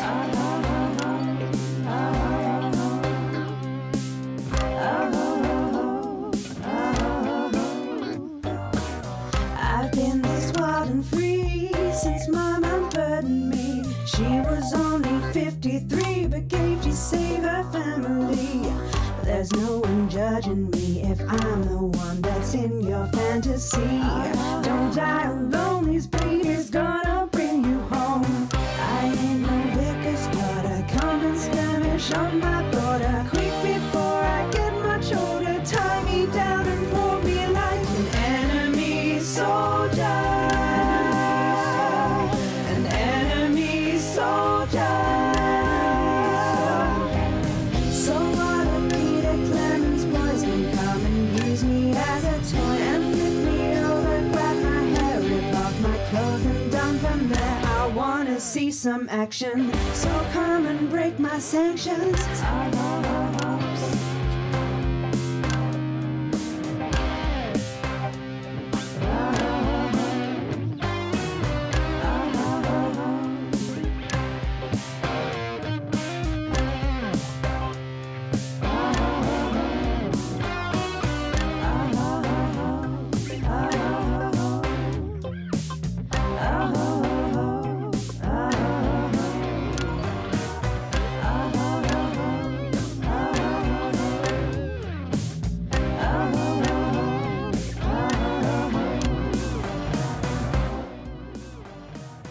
Well, if that doesn't distract you from the world outside, I don't know what will.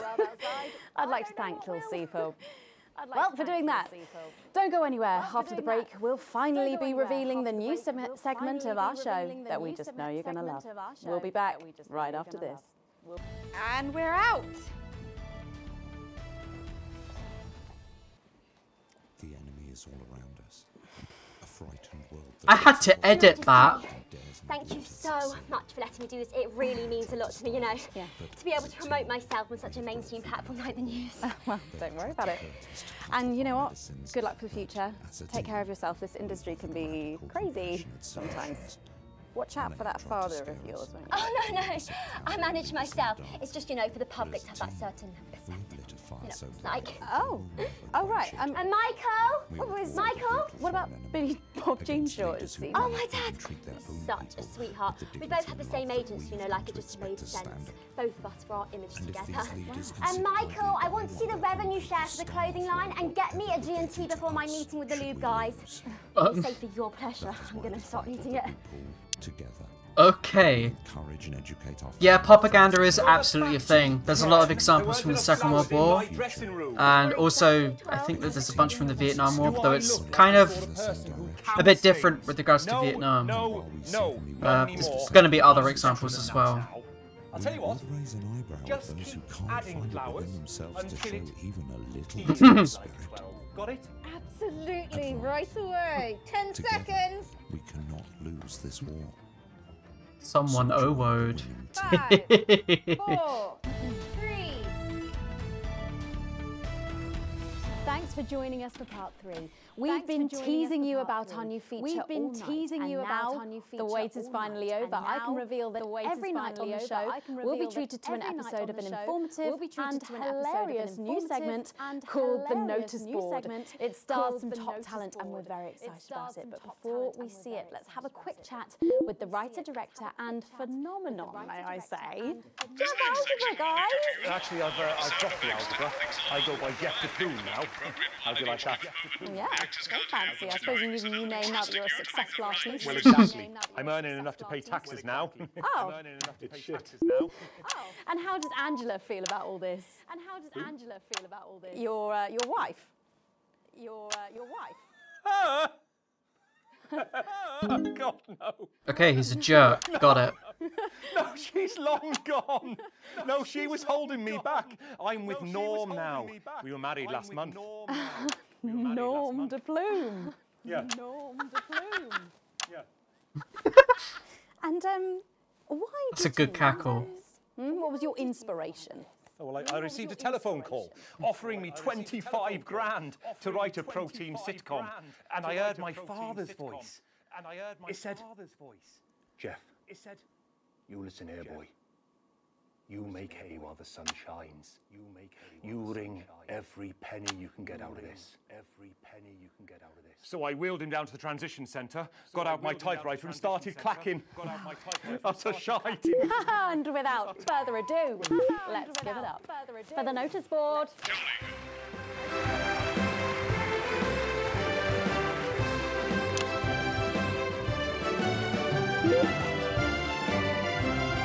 Excellent, you're unnatural. Keep it up. Good morning, Miss Craven. Good morning. Oh, Miss Craven. morning, Ray. Everything all right, Mrs. Craven?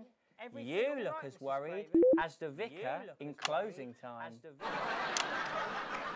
Oh, Ray, it's those young louts. They've vandalised my shop again. No!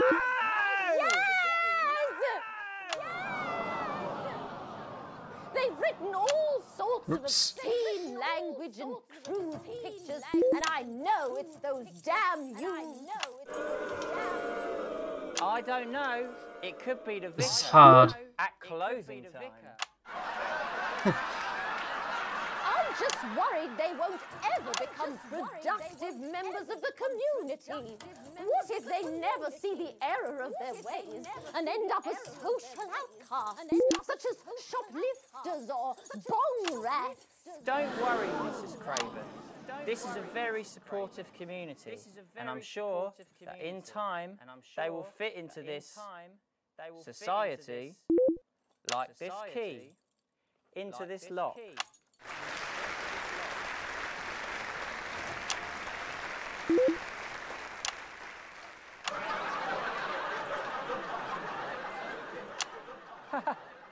See? Works like a charm. What a lovely way to put it, Ray. And just like that, we can unlock their future. Yes, yes. Wow. Look at all the letters in my collection today. Oh, I think that one's addressed to me. What? This one? Oh, so you're right. Oh, so you're right.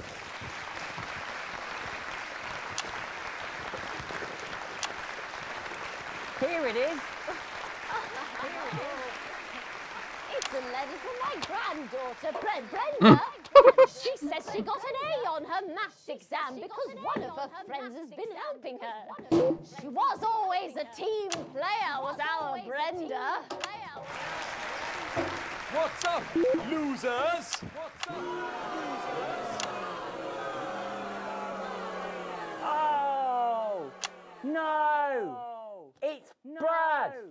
He's the coolest guy in the village. That's right.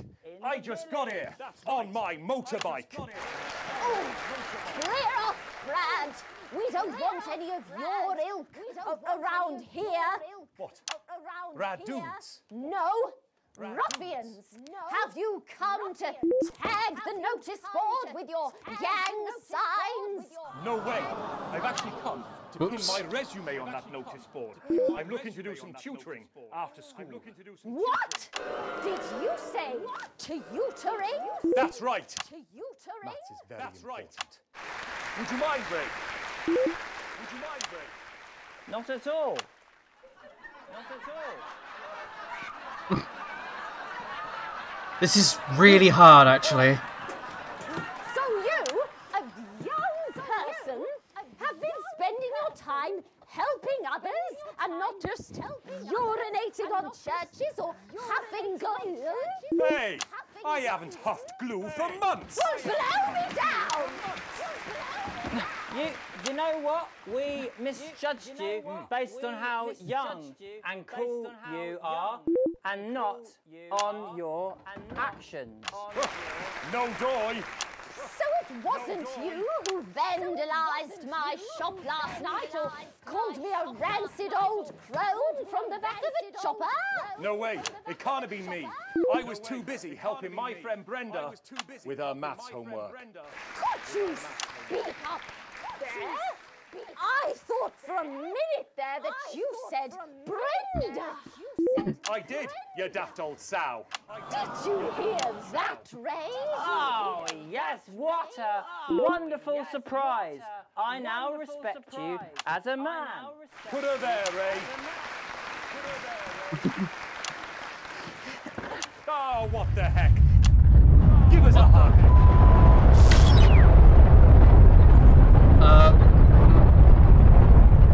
Hello?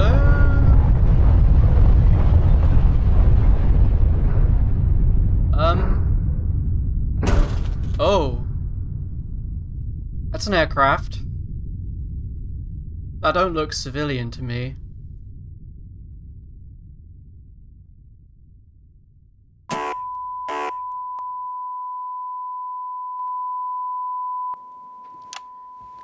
Sorry to interrupt the first groundbreaking episode of the notice board, but we are receiving some breaking news. I'm being told we're picking up reports from across the continent of what appear to be... Oh God, what appear to be nuclear explosions Oh, in shit. 4 major cities. Initial estimates put the death toll into the millions. I'm being told we're experiencing power fluctuations as a result, so apologies for any interruption to this broadcast for you at home. And apparently we can head over to team headquarters for an emergency broadcast from Prime Minister Julia Salisbury any moment now. Yep, yes, let's go to that now. Good evening, citizens and leaders of the world. Minutes ago, operatives working for Advance detonated nuclear explosives simultaneously in 4 major cities across the continent. We have similar devices in 58 other urban centres and will not hesitate to detonate them Let's listen to if our conditions are not met in full and without delay. throughout the continent. The people of our Stand by. territory will no longer tolerate your illegal and genocidal blockade. You are to We've lost remove contact it with our benefactors in Urkistan and Konoslava. You will accept While our nothing equipment less seems to than be your resetting. unconditional surrender. Your territories will be taken under our control. Can we get this will confirmed? install replacement governments to ensure get that this your verified? citizens become part I of the need this new verified. future. Your borders are now our borders. Your people I don't know if you can are hear our me. I don't know if you are receiving this, but finally if you are, fed then you have to know. and educated You have to know and what's being done. healed. What's being done right But now to you are our privileged neighbours. few. This is The moment that unprecedented. they feared is Our now government upon has them. committed an act, multiple acts of Allow mass me to be destruction crystal in our name. If you fire a single shot at our territory, Nor do I care or harm how a you single voted. one You of didn't our vote for this. citizens, None we of us will did. not hesitate to detonate They- further devices. This can't be. You will not find them. We are waiting Then no doubt further you are already news searching for and them. oh, God. Our technology is decades they respond? ahead of yours. We will expect your complete acceptance of our terms by midnight tonight. Thank you. Thank you.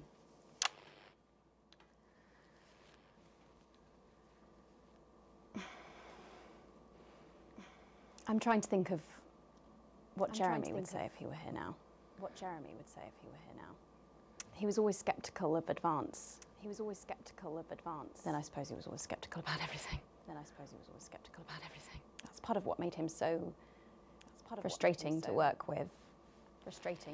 And so brilliant. I'm not going to lie, Jeremy, I really wish you were here now. You'd know what to say. You'd know how to bring everyone together. And I don't think you'd be angry. Who could know what to say during this? I think you'd see that anger was the engine that brought us here. I think you'd want us to stop. To look around us at the people and things we're so very lucky to have, and to realise what a privilege it is just to be alive. I think you'd want us to spare a thought for those with loved ones who are abroad tonight. And I think you'd be worried about retaliation. You wouldn't show it. You'd remind us that this country and its people endure. You'd remind us that despite the way you hated how it sounds, we are a team. And I think you'd ask us to go to our loved ones and be with them tonight. But I don't have the words that you had, Jeremy. None of us do. My name's Megan Wolfe. Let's make tomorrow better. And we're out. So, hi, I'm Sophia Remington, CEO of Remington Smith. He'd have loved it. The blockade around your country has left people struggling to find just the basics. So where on earth... Yeah, he would have done, you old bastard.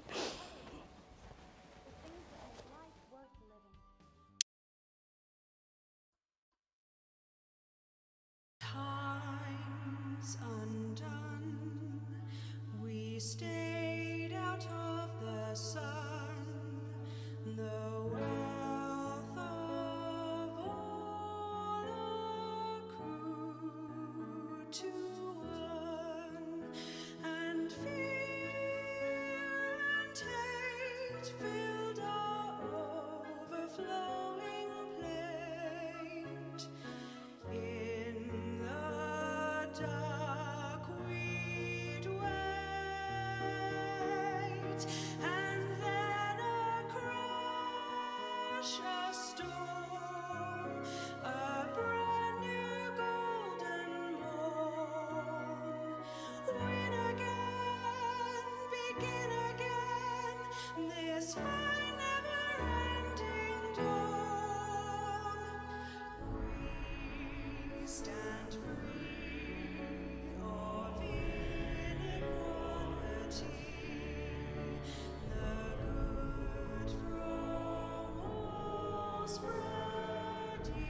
I just noticed the devs hosted me at some point during this. Thank you so much, Not Games UK. Thank you for this awesome game. This is absolutely fantastic. I wish I had noticed sooner. I wish I'd noticed when it happened, but thank you so much.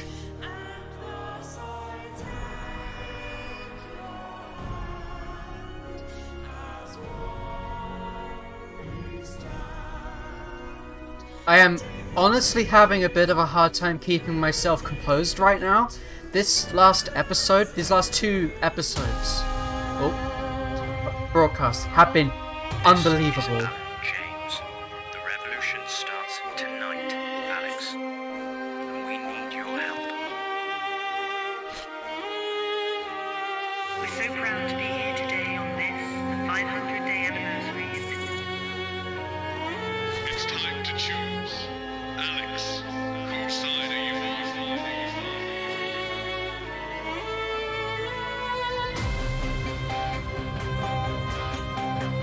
After all, doesn't your family deserve a good, nutritious meal in these difficult times?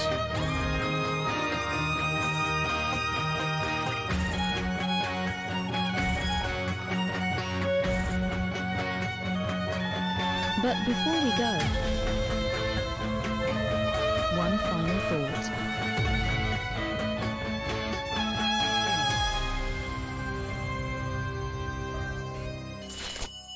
Jeremy? What? Hi, I'm Alex. I'm Andy. And I'm Den. Jay, we said Zoom backgrounds. Oh, sorry, boys. We're the developers of Not for Broadcast, and we want to thank you so much for supporting our little game so far. We're now 2/3 of the way through the story. But as we film this in January 2021, the UK is back in lockdown.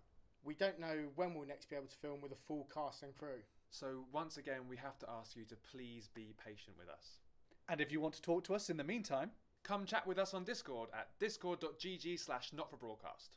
We stream on Twitch every first and third Thursday of the month at twitch.tv/NotGamesUK. We always check the Steam forums for any suggestions or problems you may have. And we read every Steam review, even the horrible ones, because your opinion matters to us.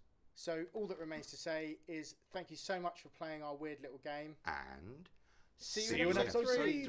Probably, if I have come up with a cure by then, I will let you know. Last time it didn't go so well for me. Good evening, I'm Megan Wolf. And I'm Jeremy Dawes. Our main headlines tonight. A+ throughout! Oh, nice! What a way to end it. Oh, that was great. Despite everything going awfully wrong twice. Language unsuitable for children. Terrible edit. More interference in news. Disrupt, ruin the broadcast. A+.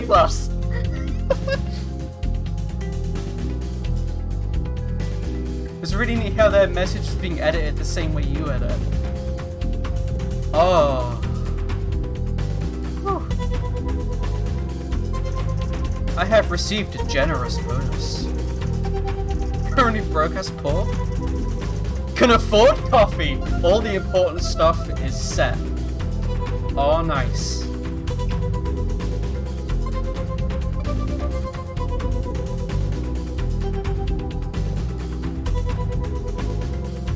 Good evening, I'm Megan Wolf.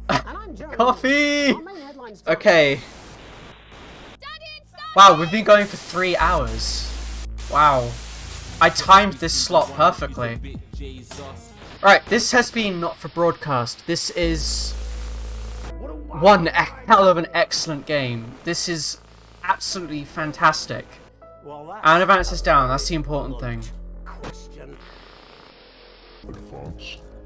When episode 3 comes out, or indeed whenever another bonus episode comes out, because we had 2 in between episodes 1 and 2, and they were both really good. But as soon as there is more content for this game, I will cover it as a priority, because this has been absolutely fantastic. Let's see if we got someone we can raid. Are you saying that have cured death. Let's go and see Sergei Yeager. He is playing a game called Valheim, which I might cover on the channel soon. And yeah, we'll go and see him. I'll be on tomorrow afternoon. I'm going to be doing, I'll be finishing off the BPM bullets per minute run we started last week. And then I'm going to finish tomorrow with some Super Animal Royale. Possibly with friends. I will be looking at setting up a lobby or joining a lobby, and we'll see what happens with that. But yeah, tomorrow will be BPM and SAR. We're gonna go and see Sergei Yeager. Thank you ever so much for everyone who has joined me as we played this game. This is unbelievable. Thank you for all the follows, for the subs, for watching, for hosting, for simply being here. Yeah, let's start this raid, and I will see you all tomorrow. Thank you very much, and goodbye. I cannot believe you. Are you saying that Advance have